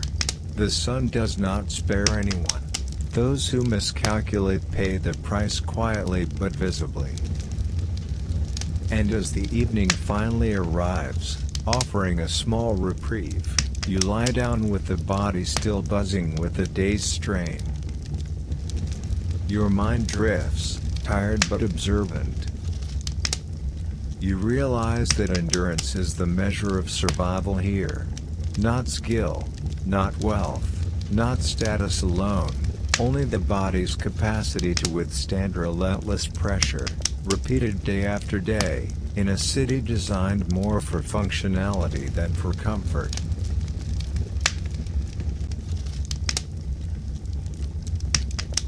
In Rome, commerce is a constant hum. It is neither exciting nor glamorous, it is simply unavoidable. Every person participates, whether buying bread, selling cloth, or transporting goods. The city's survival depends on this network, yet it is riddled with inefficiency, fraud, and the kind of bureaucratic indifference that makes everyday life quietly exhausting. You walk through a marketplace. It is large, open, chaotic but orderly in a subtle way. Merchants call out in practiced tones, each trying to convince passers-by that their goods are worth attention. Bartering is common, but prices are rarely fixed. You must know the rhythm, the rules, the subtle cues. Otherwise, you pay more than you should, and there is no recourse. Goods are uneven in quality. Grain may contain stones or dust. Olive oil may be watered down. Meat may appear fresher than it is. You learn to examine every item. You sniff, squeeze, tap, and weigh. This is a daily skill. You fail sometimes. Others do too. There is no apology from vendors. No compensation from authorities. Corruption flows through the system quietly. Officials are meant to inspect and regulate markets, but inspections are sporadic. Bribes are expected. Favors circulate. You notice when a vendor is allowed to sell spoiled goods without penalty, but intervention is difficult. Knowledge and connection matter more than justice. Supply is fragile. The grain that feeds the city comes from distant provinces. Ships may be delayed. Roads may be blocked. Weather, storms, or bandits can interrupt transport. When supply falters, prices spike. Daily budgeting becomes a tense exercise. Small miscalculations can lead to missed meals. Vendors adjust subtly. When grain is scarce, they may reduce loaf sizes rather than raise prices openly. They may mix in cheaper ingredients. They may hold stock to sell to someone with influence. You notice these patterns over time. They are consistent. They are quiet. They are almost invisible until they affect you directly. Money is complicated. Coins are minted with care, but debasement occurs. The metal content may be less than advertised. You learn which coins are trustworthy, which are suspect, which are better to exchange quickly. Errors in judgment can cost a day's wages, or more. Food safety is fragile. Meat is often left in the sun for hours. Dairy spoils quickly. Fish arrives in carts from the coast and sits until sold. Spoiled food can cause illness. Some vendors understand this and act responsibly. Others exploit ignorance. You learn to judge not only by appearance but by reputation, rumor, and observation. Bartering is an art. You trade goods, services, or favors. You observe gestures, tone, and hesitations.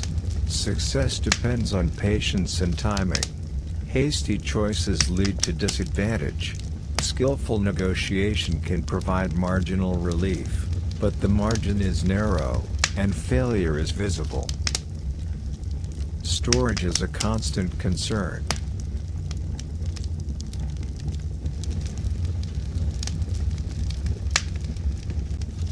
Goods in the marketplace are exposed to the elements: rain, heat, dust, pests. You watch how merchants cover or secure items. You notice which storage methods preserve quality and which fail. When transporting items home, you replicate these strategies as best you can. Even minor errors invite waste. The market is also social. Information flows here. News, gossip, and warnings are exchanged alongside goods. You learn about shortages, inspections, and accidents through observation. This intelligence is valuable and quietly necessary. Being out of the loop can be costly. Crime lurks among commerce. Pickpockets wait for distraction.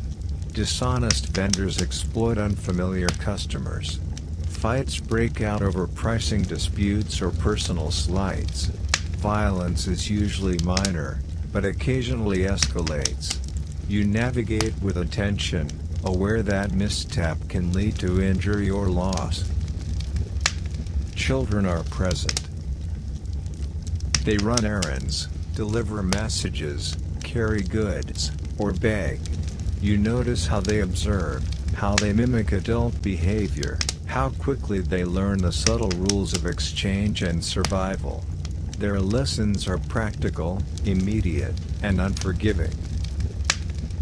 At day's end, the marketplace empties gradually. Vendors pack up, clean roughly, and retreat. Goods unsold may be wasted, reused, or resold tomorrow. Streets smell of dust, sweat, food, and the faint tang of metal from coins. You leave with your own purchases, hoping they last until the next day. Every step home is a quiet negotiation with survival itself.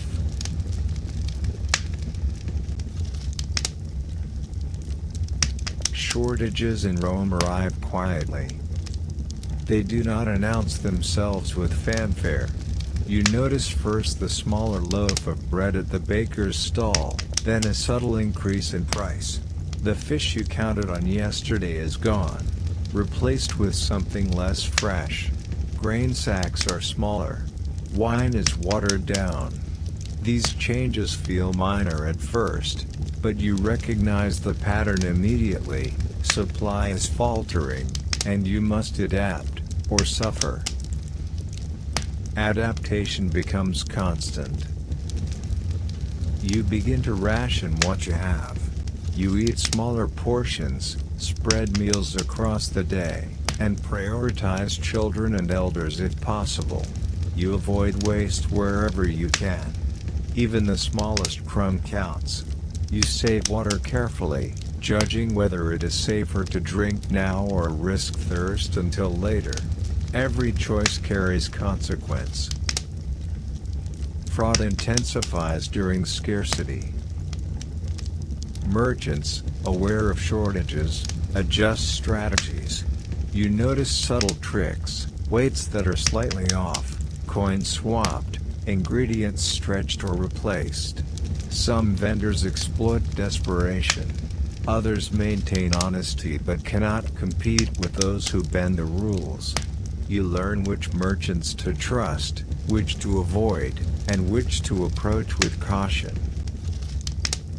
Public officials attempt oversight. Inspectors appear sporadically. They weigh, measure, and note violations. But bribery, favoritism, and negligence are common. Enforcement is inconsistent. You realize that surviving the market depends less on rules than on observation, memory, and luck. Competition grows sharper. When food is scarce, people move faster, bargain harder, and claim goods aggressively. Children run errands quickly to avoid missing supplies. Adults stand longer in line, arguing quietly or not at all, but watching carefully. Small advantages matter. One loaf stolen from your cart can mean hunger later. One loaf gained can make the difference between comfort and exhaustion. Storage failures are costly. You try to preserve what you buy, but your options are limited. Heat, pests, and dust degrade food quickly. Bread grows hard, wine sours, vegetables wilt. You inspect constantly, repair containers as best you can, and prepare meals carefully to minimize spoilage. These efforts occupy attention, energy, and patience. Illness follows closely. Eating spoiled food is common during shortages. Stomachs rebel, fevers flare, and weakness sets in. You take note of who is sick, learning patterns quietly. Some recover. Some do not. Knowledge of illness becomes part of survival strategy, though it offers no guarantees. Children learn commerce early. They run errands, weigh coins, carry small goods, and observe patterns of scarcity and trust. They understand subtlety, whose advice is reliable, whose goods are safe, whose voice carries authority. Their lessons are practical and relentless. Mistakes are instructive and occasionally unforgiving. Corruption intersects with necessity.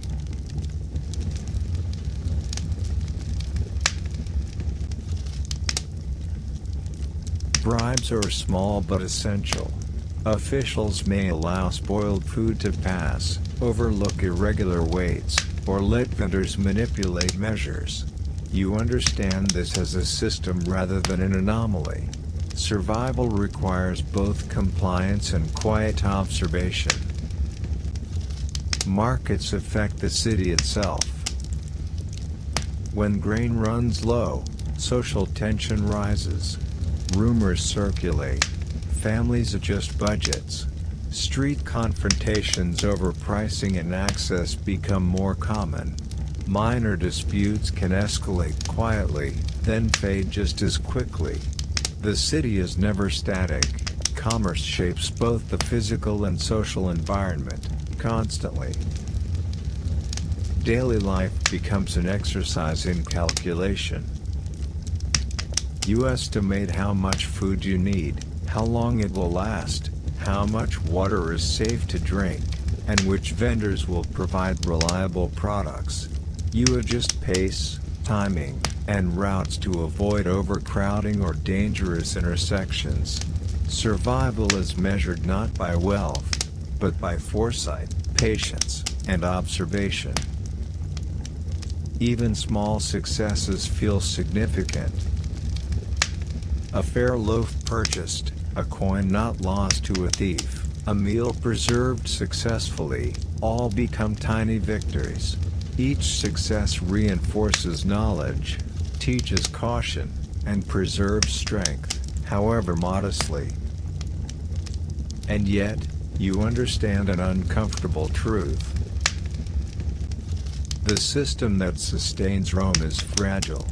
Each loaf, each drop of water, each decision affects survival. Even careful observation cannot protect you entirely. Life in the marketplace is endurance disguised as routine. The city itself depends on countless small, precarious acts of survival, acts that can fail at any moment.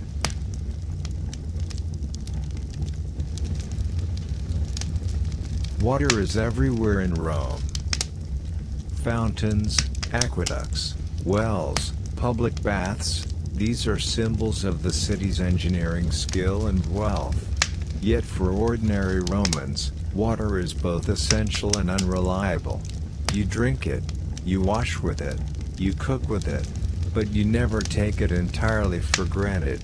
It can be scarce, contaminated, or too crowded to access safely. The aqueducts carry water from distant hills. You do not see most of this infrastructure. You only see the results: fountains in public squares, pools in baths, and cisterns in some homes. The water arrives because someone far away engineered channels through miles of stone and brick, a remarkable feat that ensures life in the city, but only a few are lucky enough to reach it. Crowds gather at public fountains. Each morning, lines form quietly. People wait, jars balanced on heads or shoulders. The water runs slowly, and impatience grows. Children jostle. Elderly lean on canes. You notice how subtle gestures, placing a foot in line, shifting a jar forward, can influence access. Survival requires attention, even in waiting. Water is also social. Neighbors gossip as they fill containers.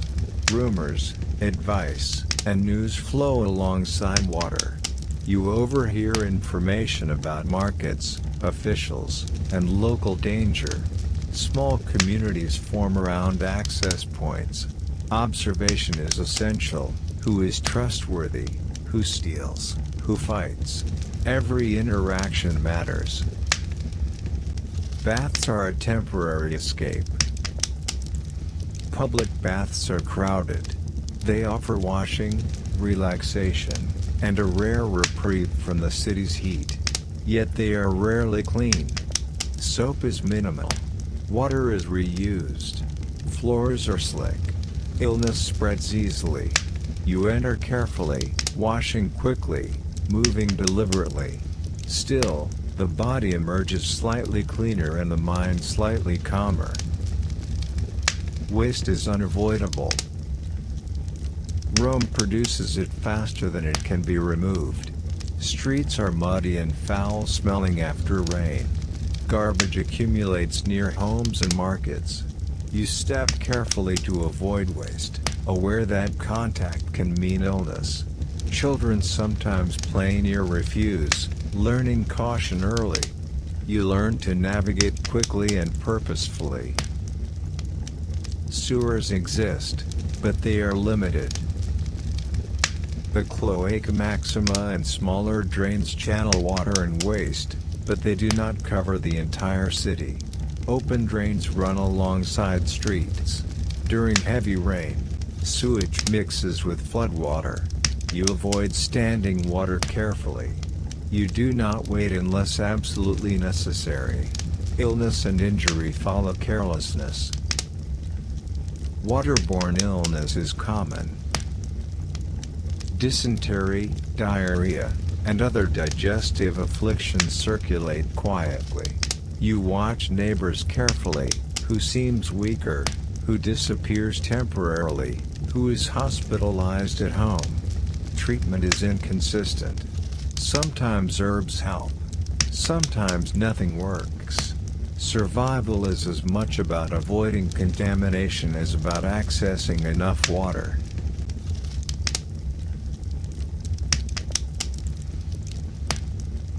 Storage is precarious. Containers leak. Clay jars crack. Public fountains are communal and do not allow private storage. You carry water home carefully, balancing it against exhaustion and weight. One misstep, one spill, and hours of effort are wasted. Every drop counts. Every container matters. Animals contribute to danger. Donkeys, horses, pigs, and dogs wander streets freely. They leave waste. They disrupt water flow. They damage containers. You adjust routes and timing to minimize contact. Even careful planning cannot eliminate risk entirely. Rain can be a minor disaster. Heavy rain floods streets, mixing sewage with drinking water and mud. Travel slows. daily tasks become more dangerous. You navigate slowly, carefully, watching for hazards hidden beneath the surface. Children, often less cautious, are especially at risk. Despite challenges, water is life. You rely on it for drinking, cooking, cleaning, and bathing. You measure carefully, ration when needed, and prioritize essential tasks. You respect it because the body demands it. You fear it when it is contaminated. You strategize constantly, planning for access, quality, and preservation.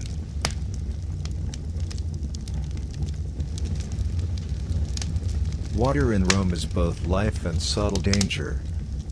You carry jars from the fountain carefully, yet every step threatens spill or contamination. Children brush against you, others jostle in line, and dust or debris can fall unnoticed into your supply. One small lapse, a dropped lid, a cracked jar, a muddy hand, can render water unsafe to drink. You are aware of this constantly, adjusting movements, balancing speed with caution. Crowds intensify risk. During peak hours, the fountain becomes a nexus of bodies, each carrying potential contamination. You stand close, but not too close. You notice small cues: who handles their jar carefully, who touches your container, who splashes water inadvertently. Observation is survival. Even slight negligence can be consequential. The public baths amplify exposure. You enter a steaming room where hundreds of others move, sweat, and bathe. Water is shared. Floors are wet and slippery. Soap is sparse. Skin brushes skin constantly. Illness spreads invisibly. You clean quickly, rinse thoroughly, and exit before fatigue or exposure overwhelms you. The bath offers comfort, but it is a calculated risk. Sewers and drains complicate the situation. Open drains carry waste and rainwater along streets. Children run through them, animals cross them, and the scent is omnipresent. During heavy rain, contamination spreads, mixing sewage with floodwater. You avoid standing water, timing travel carefully, and instruct children to step lightly. Still, exposure is almost inevitable. Storage failures magnify danger.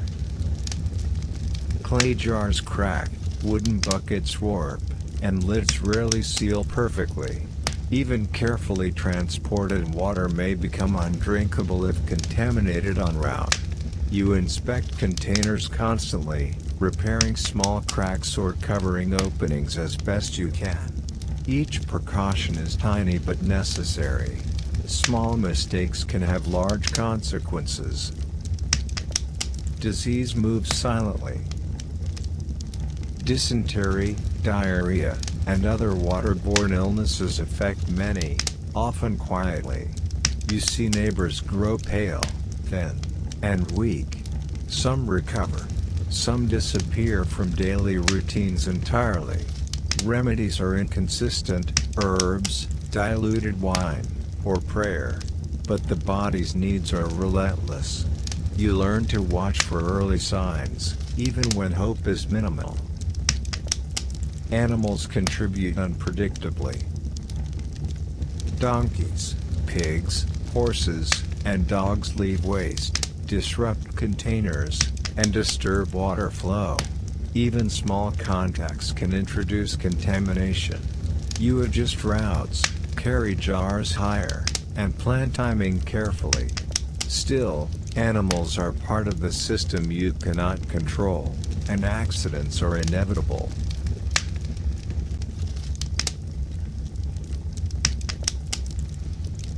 Rain is both relief and threat.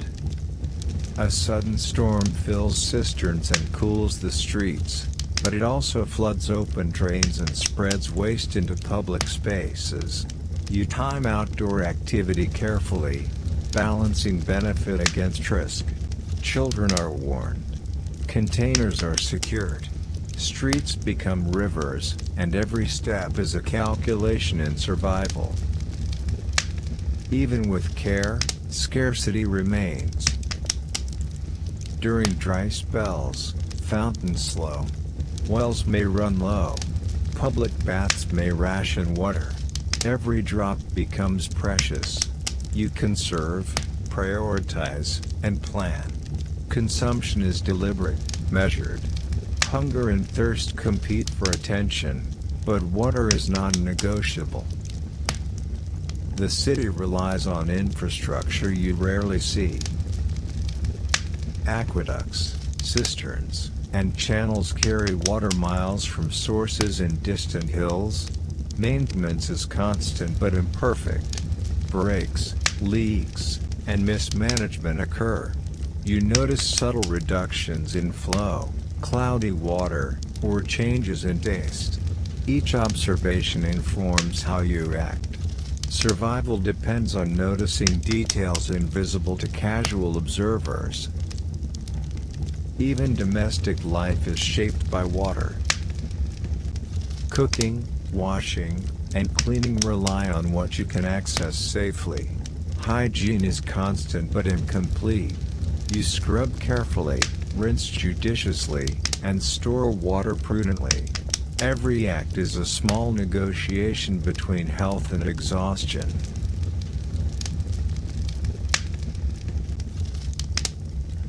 Food in Rome is rarely abundant. You think of meals not as pleasure, but as negotiation between quantity, quality, and timing. Bread, olives, vegetables, fish, and occasionally meat form the backbone of daily sustenance, but each item carries risk. Spoilage, scarcity, and adulteration are constant threats. You calculate carefully what can be consumed immediately, what must be rationed, and what may not last.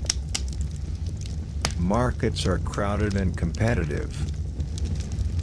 Vendors call out loudly, attempting to attract attention. You step through tight spaces, keeping hands on possessions, scanning goods for freshness and authenticity. Grain may contain pebbles. Fish may have been out of water for too long. Meat may be disguised by herbs or colorants. Knowledge is survival, learned through observation, trial, and rumor. Price fluctuations are subtle but significant. A few coins more for bread this week may force you to skip a meal tomorrow. Vendors exploit shortages or perception of scarcity. You must judge carefully whom to trust, when to buy, and how much. Misjudgment can leave you hungry or overextended. Even small errors have tangible consequences. Storage is precarious. Homes are small, poorly ventilated, and filled with pests. Bread hardens. Vegetables wilt. Grain molds. Wine sours. Every item requires careful handling, inspection, and rotation. One lapse, a cracked jar, a spilled basket, an unnoticed insect infestation, can erase hours of labor and expense. Spoilage and contamination are constant threats. Food rots quickly in Rome's heat. Dust, insects, and vermin invade constantly. You prepare meals quickly, store leftovers carefully, and consume perishable goods immediately. Failure to do so can result in illness, weakness, and even death. Survival depends on vigilance as much as skill. The poor are most vulnerable. Small mistakes or a shortage can have drastic consequences. Children and elderly are especially at risk. You ration carefully, but you know others may not survive a single extended shortage. Hunger is normalized, endured quietly, and discussed sparingly. Complaints rarely help. Corruption intersects with scarcity. Officials may overlook spoiled goods, allow adulteration, or accept bribes for passing inspections. You navigate these realities silently, adjusting choices and routes to ensure your survival. Knowledge of who is honest, or who pretends to be, is essential. Luck matters, but observation is vital.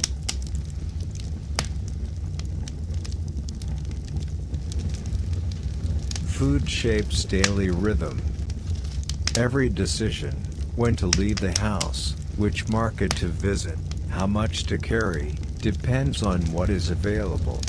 Meal timing is strategic. You may wake early to secure fresh bread, ration midday portions, and save enough for children at night. The day is measured in bites and sips, not hours. Community mitigates risk. Neighbors share resources when possible. Advice is exchanged: which vendor to trust, how to store goods, which routes avoid theft or spoilage. Even small assistance can prevent hunger. Cooperation is subtle, limited, and fragile, but essential. Illness often follows scarcity. Malnutrition weakens bodies. Vulnerability to heat, disease, and exhaustion grows. You notice neighbors decline slowly: pale faces, slow movements, frequent illness. Some recover. Others vanish from daily life entirely. The line between survival and disaster is thin. Daily life revolves around anticipation. You assess markets, examine storage, judge food, and plan consumption constantly. Success is measured by whether everyone eats that day, whether leftovers remain, whether spoilage is avoided. This is not dramatic. There are no grand battles or heroic deeds. But it is relentless, exhausting, and quietly terrifying.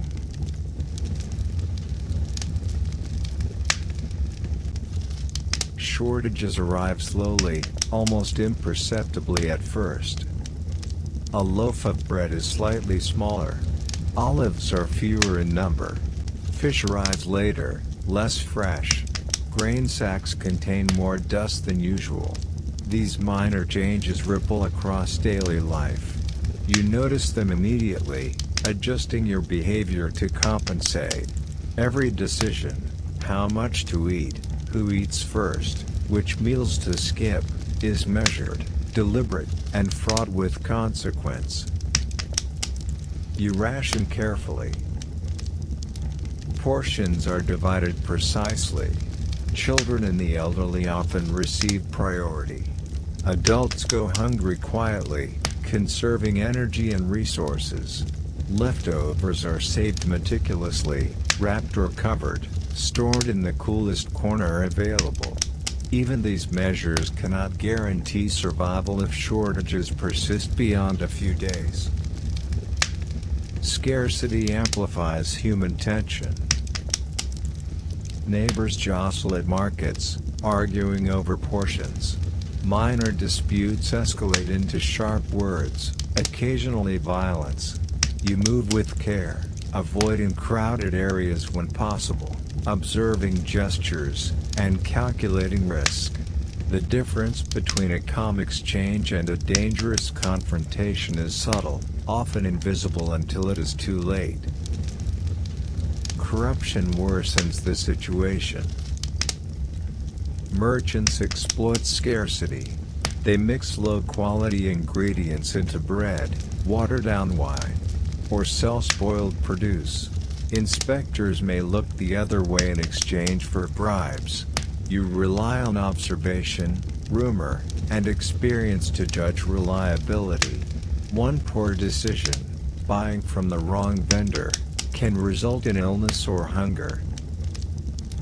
Food storage remains fragile. Clay jars crack. Grain molds. Bread hardens too quickly. Pests, Rats, mice, insects invade containers. You rotate supplies constantly, inspect every item, and repair containers as best you can. Even the most careful precautions cannot prevent all spoilage. Survival is never guaranteed, only slightly more likely. Illness shadows hunger. Undernourished bodies weaken quickly. Children stop growing. Adults tire easily, becoming vulnerable to heat, disease, and exhaustion. You notice neighbors decline subtly, slowly, sometimes disappearing entirely from daily routines. Survival depends not only on acquiring food but on maintaining strength to endure other dangers. Community networks mitigate risk. Neighbors share advice, which vendors are honest, which streets to avoid, how to store items safely. Some provide small portions to those in greater need. You observe, participate, and remember. These networks are fragile but crucial. Ignorance or isolation increases risk dramatically. Every day is a balance.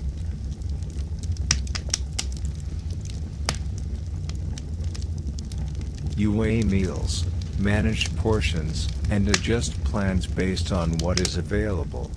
You anticipate shortages, track prices, and observe markets carefully.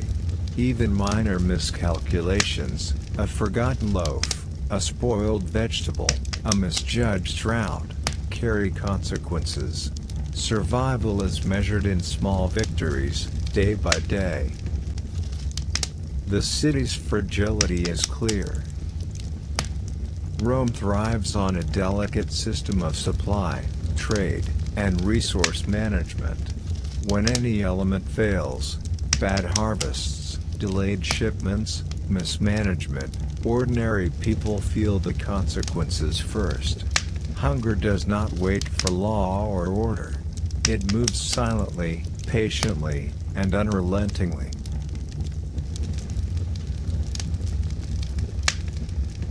In Rome, danger is not always visible. You see merchants, children, animals, and crowds, but the most persistent threats are invisible. Disease flows through the city quietly, unnoticed until it strikes. Fever, coughing, vomiting, and weakness arrive without warning. Every person is a potential carrier. Every interaction carries risk. The city's size, density, and constant movement make avoidance difficult. The city is crowded. Narrow streets, shared housing, bustling markets, all increase exposure. You pass strangers constantly, brush against vendors, and move through public baths. Each encounter carries unseen hazards. You learn quickly to observe behaviors: who seems ill, who avoids contact, who coughs more than usual. Subtle cues guide your movements. Hygiene is inconsistent. Water is limited, bathing is infrequent for many, and waste is present in streets and drains. Clothes are often unwashed. Floors are dirty. Food is exposed. Even careful attention cannot eliminate exposure. Disease takes advantage of the gaps that infrastructure cannot close. Illness spreads quietly. Dysentery, typhoid, malaria, and fevers are common. Some outbreaks remain localized. Others ripple through neighborhoods. Children, the elderly, and the sick are most vulnerable. Recovery is uneven. Remedies, herbs, baths, diet adjustments, prayers, help occasionally but often fail. Survival is uncertain. Hospitals and treatment are limited. There are few public medical facilities. Physicians are rare and expensive. Most rely on home remedies, midwives, or local healers. Knowledge is inconsistent. The sick are isolated only if neighbors or family recognize danger. Otherwise, contagion spreads silently through households and streets. Vectors are everywhere. Water carries bacteria. Flies, rats, and mosquitoes carry disease. Animals wander freely. Food can harbor contamination. You constantly assess risk, washing hands when possible, avoiding stagnant water, cooking thoroughly, but complete protection is impossible. Chance plays a significant role in who falls ill. Mortality is part of daily life. Neighbors vanish quietly. Families mourn in private. Children grow up understanding that sickness is inevitable, that death is common, that survival is fragile. You see pallor, weakness, and coughing. You adjust behavior to protect yourself and loved ones, but exposure is constant. Public gatherings amplify risk. Markets, festivals, baths, and temples bring together crowds. You navigate carefully, timing visits and choosing routes to reduce exposure. Yet avoidance is rarely complete. Necessity, food, work, water, forces engagement. You accept calculated risk because inaction is not an option. Symptoms vary subtly.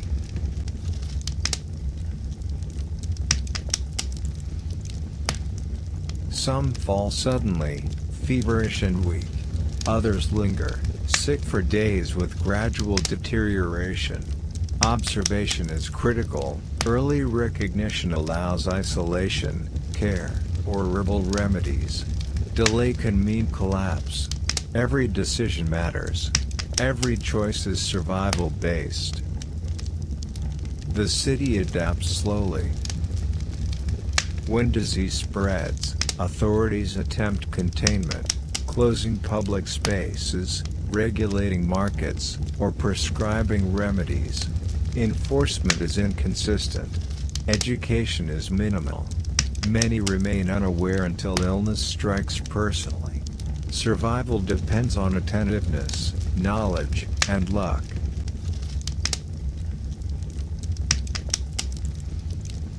Disease in Rome is both constant and invisible. You move through the city, noticing subtle signs, pale skin, coughing, feverish movements. Each encounter carries risk. Every crowded street, market stall, or public bath has the potential to transmit illness. You learn quickly to watch, to adjust, to avoid whenever possible, knowing that even small exposure can have serious consequences. Hygiene is fragile. Water is scarce. Baths are crowded and often reused. Clothes are rarely washed thoroughly. Floors, drains, and streets are contaminated with waste. You clean what you can, rinse hands when possible, and avoid direct contact with standing water or soiled surfaces. These efforts reduce risk but cannot eliminate it entirely. Disease exploits the gaps that infrastructure leaves behind. Food is a vector. Grain, meat, fish, and vegetables are vulnerable to contamination. Spoiled or improperly handled items carry bacteria and parasites. You inspect each purchase carefully. You cook thoroughly. You ration consumption. One misstep, a hidden contaminant, a delayed meal, an overlooked spoilage, can lead to illness that weakens the body and reduces survival chances. Children are at particular risk. They are exposed to crowded streets, shared water sources, and contaminated food. Their immune systems are developing, making them vulnerable. Families monitor them closely, isolating when possible, but constant vigilance is exhausting.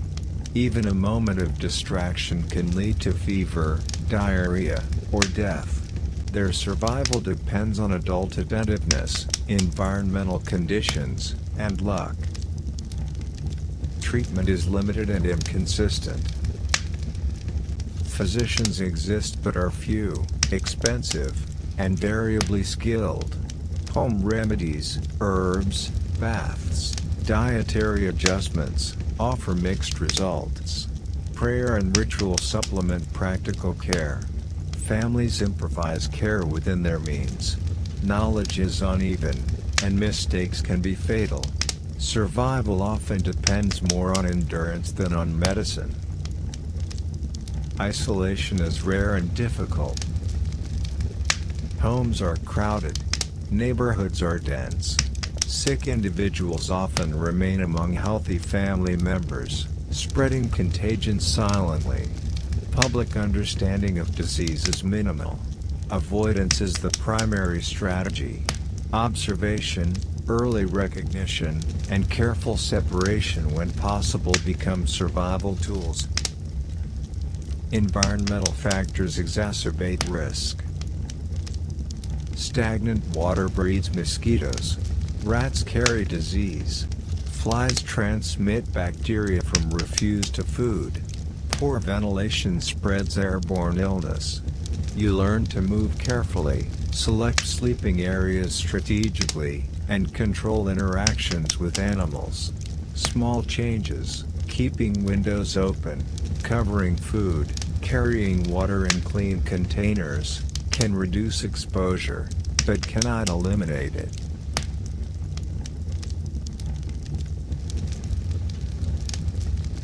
Public gatherings amplify danger. Markets, festivals, religious ceremonies, and baths bring many together. Avoidance is possible only at cost.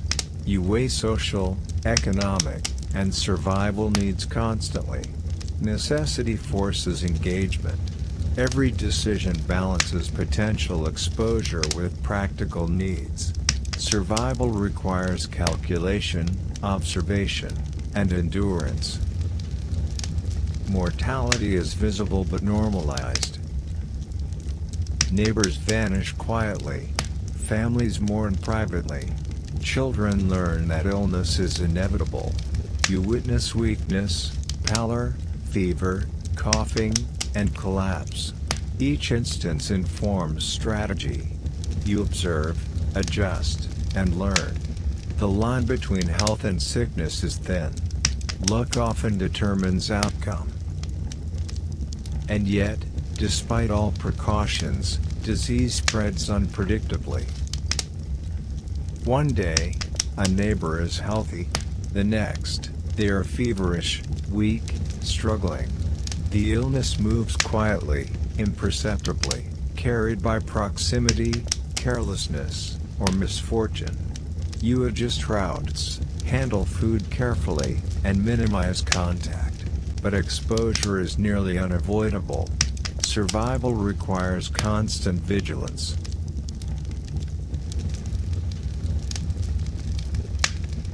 In Rome, danger often arrives without warning.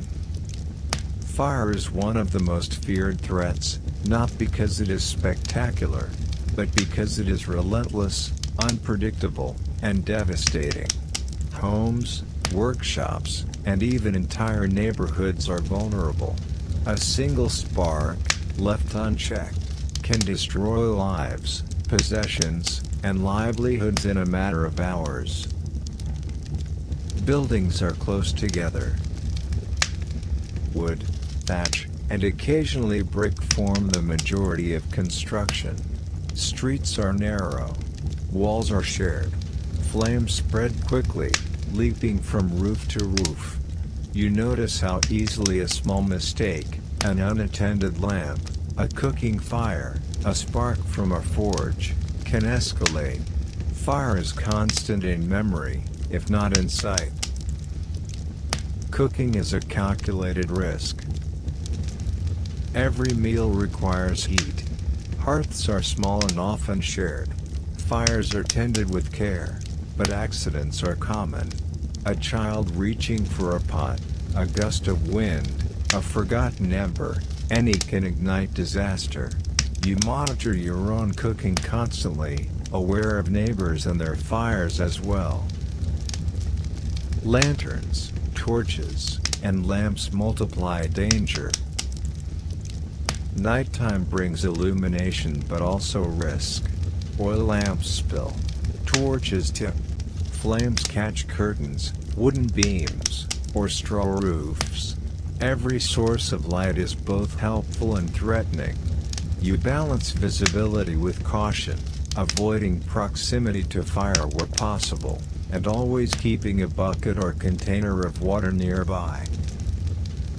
The city watch is limited. Rome employs guards to patrol streets and monitor for fires, but they are few relative to the city's size. Response is slow. Prevention falls mostly to individuals. You notice the rhythm of patrols, the locations of their lanterns, the speed with which they react to reports. Awareness is essential.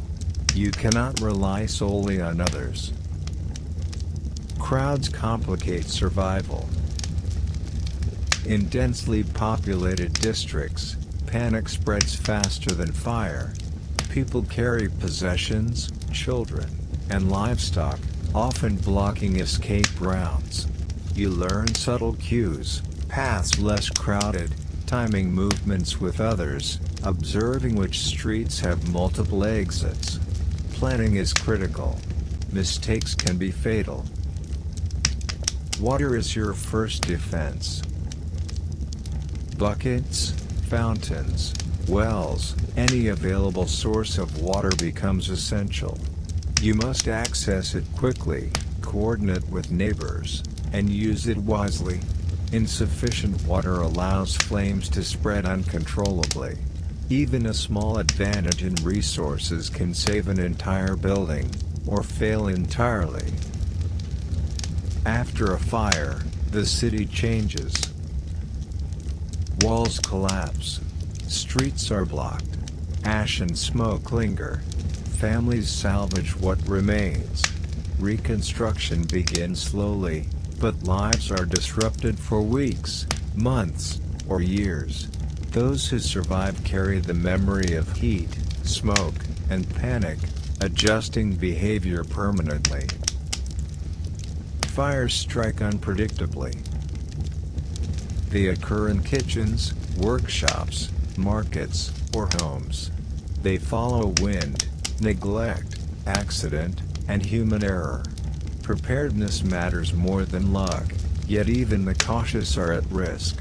You learn to prioritize escape over possessions, observation over panic, and survival over pride.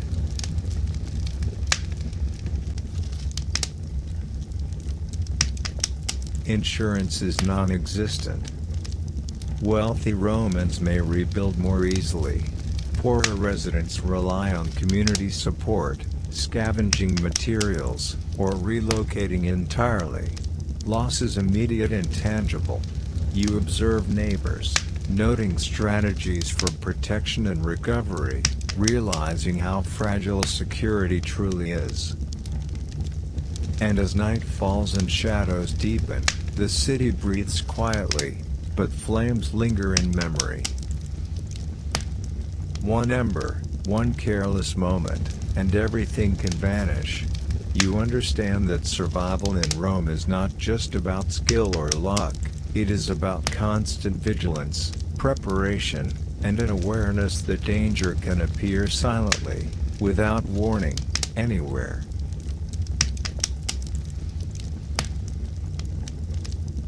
In Rome, danger does not always come from heat, fire, or disease. It also comes from other people. Theft, assault, and petty violence are constant companions. Streets are crowded, homes are densely packed, and personal belongings are never entirely safe. Every step, every interaction carries risk. You must remain alert, observant, and careful to survive even the most ordinary day. Pickpockets are everywhere. Coins slip silently from purses or pouches. Vendors, children, and strangers all operate in close quarters. You notice subtle gestures, fingers brushing pockets, shifting weight, sudden distractions. Awareness is survival. One small mistake, a moment of inattention, can cost hours of labor or days of sustenance. Street violence occurs quietly. Arguments escalate over minor disputes: who stands where, who pays first, whose livestock strays too close. Fists may fly, knives may be drawn, and chaos spreads before authorities arrive. You navigate carefully, observing body language, estimating risk, and avoiding conflict whenever possible. Homes are vulnerable. Doors are simple, locks primitive. Wealthy citizens may have guards, poor residents rely on vigilance. Theft from homes, food, valuables, clothing, is common. You observe neighbors' routines, timing of entry and exit, and methods for securing possessions. Small precautions, tying shutters, stacking items strategically, or sleeping near valuables, can reduce risk but never eliminate it. Markets are hubs of both trade and crime.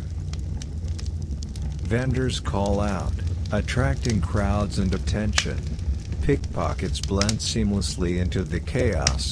Disputes over coins, goods, and favors can erupt suddenly. Observation, patience, and timing are crucial. Even the most careful can fall victim if distracted or misled. Bandits and highway thieves threaten movement. Travel between neighborhoods, markets, or provinces carries risk. Roads are uneven, lightly patrolled, and often isolated. You calculate routes, travel in groups, and adjust timing to reduce exposure. One misstep, a wrong turn, a delayed departure, can lead to confrontation. Survival depends on strategy, not just luck. Corruption complicates justice.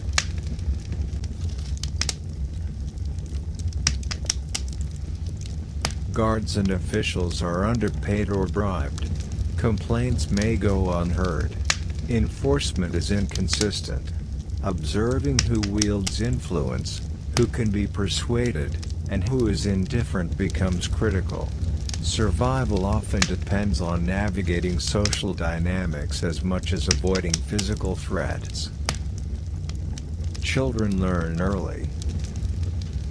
They watch adults, imitate cautious behaviors, and sometimes become opportunistic themselves.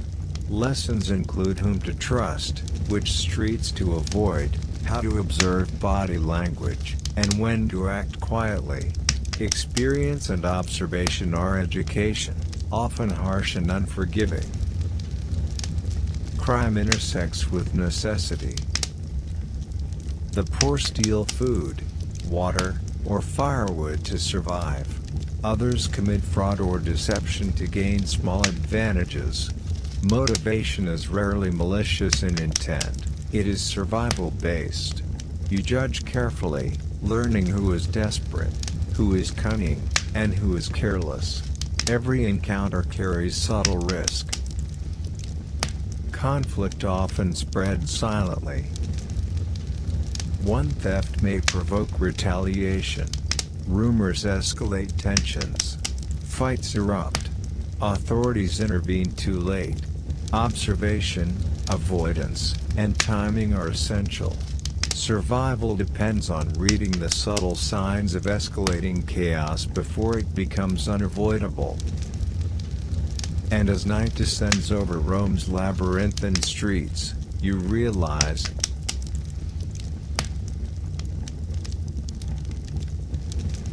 in Rome, where you sleep is rarely comfortable or private. Housing varies, but most residents live in dense apartment blocks called densely. These buildings are crowded, tall, and often unstable. Floors are wooden or stone. Walls are thin. Stairs are narrow and uneven. You notice how easily noise travels, how smells linger, and how fragile the structure feels under the weight of multiple families. Safety, privacy, and comfort are luxuries often out of reach. Space is limited. Rooms are small. Families sleep, cook, and store belongings in a single area. Furniture is minimal. Beds may be shared. Children often sleep with parents. You learn to navigate carefully, stepping around obstacles in dim light, balancing privacy with necessity. Every inch of space is used efficiently. Disorder invites discomfort or danger. Fire is a constant concern. Wood stoves, hearths, and lamps provide heat and light but also threaten safety. In crowded buildings, a single spark can spread quickly. You watch neighbors' fires closely, avoid careless flames, and keep containers of water nearby. Preparedness is constant, subtle, and exhausting. Noise permeates life. People, animals, and daily activity create a continuous hum. Conversations, children crying, footsteps, carts passing outside, all carry into your home. Sleep is shallow. Rest is interrupted. You adapt, learning to filter sound and focus attention selectively. The mind adjusts, but the body never fully escapes stimulation. Sanitation is minimal. Shared latrines, overflowing drains, and streets filled with waste expose you to disease. Cleanliness is a daily challenge. Water for washing is scarce. Floors are swept but rarely disinfected. Vermin thrive. You adjust routines to minimize exposure, washing when possible, storing food carefully, and teaching children to avoid hazards. Even with diligence, contact with filth is nearly inevitable. Neighbors are close, sometimes too close.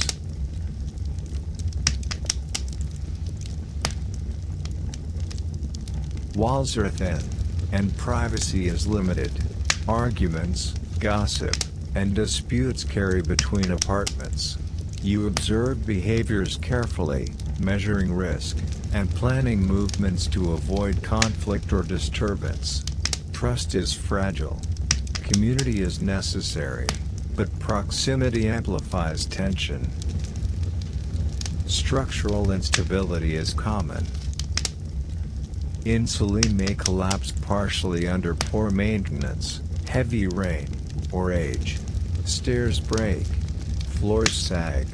You learn the safest paths, the weakest supports, and how to move carefully. Observing construction quality is as much about survival as it is about comfort. One misstep can cause injury, or worse. Heat and ventilation are problems. Summer air becomes stifling. Smoke from fires accumulates inside. Windows are small or absent. You wake sweating, adjusting clothing and bedding. You seek ventilation in alleys or courtyards but cannot fully escape the warmth and smell. Nights offer little relief. Community mitigates risk, but imperfectly. Neighbors share water, food, and advice. Disputes are mediated quietly. Support networks exist, but they are fragile. Misunderstanding or misfortune can unravel assistance instantly. Cooperation is survival-based, not social luxury.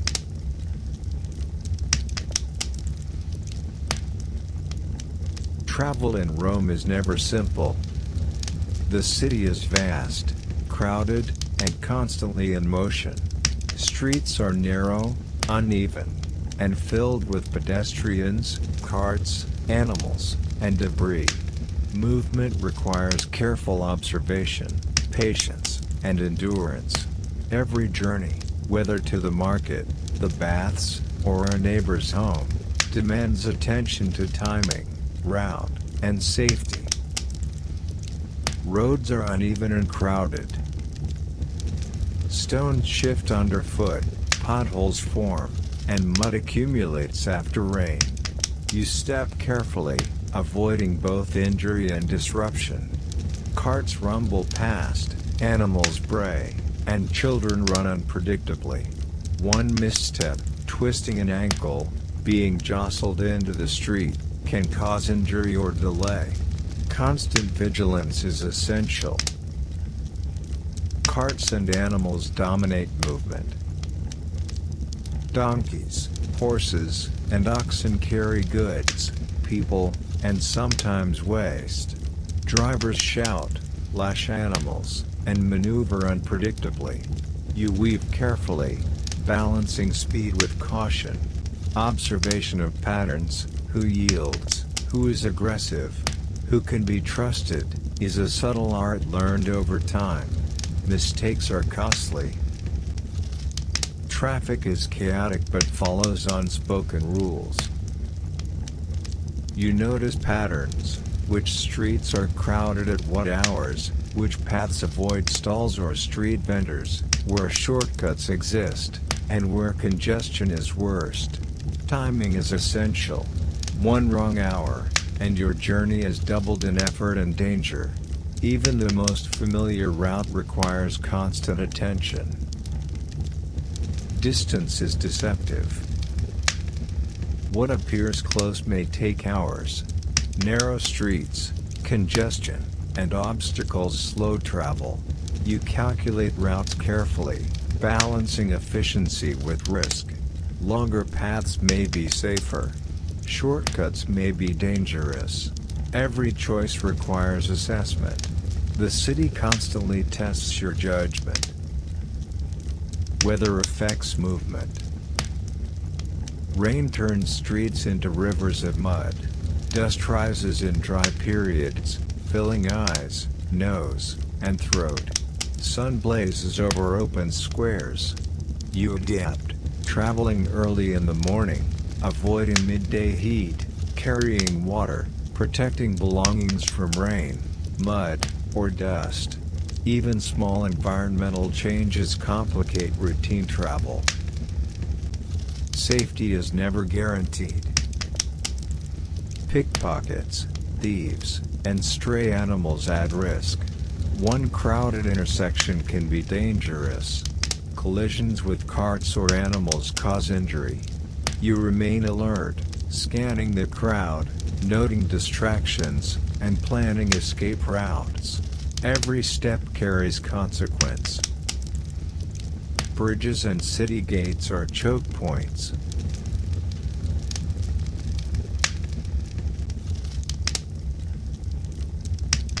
Access across rivers or into certain neighborhoods is limited. Bottlenecks form, delays occur, and vigilance is required to avoid theft, accidents, or confrontation.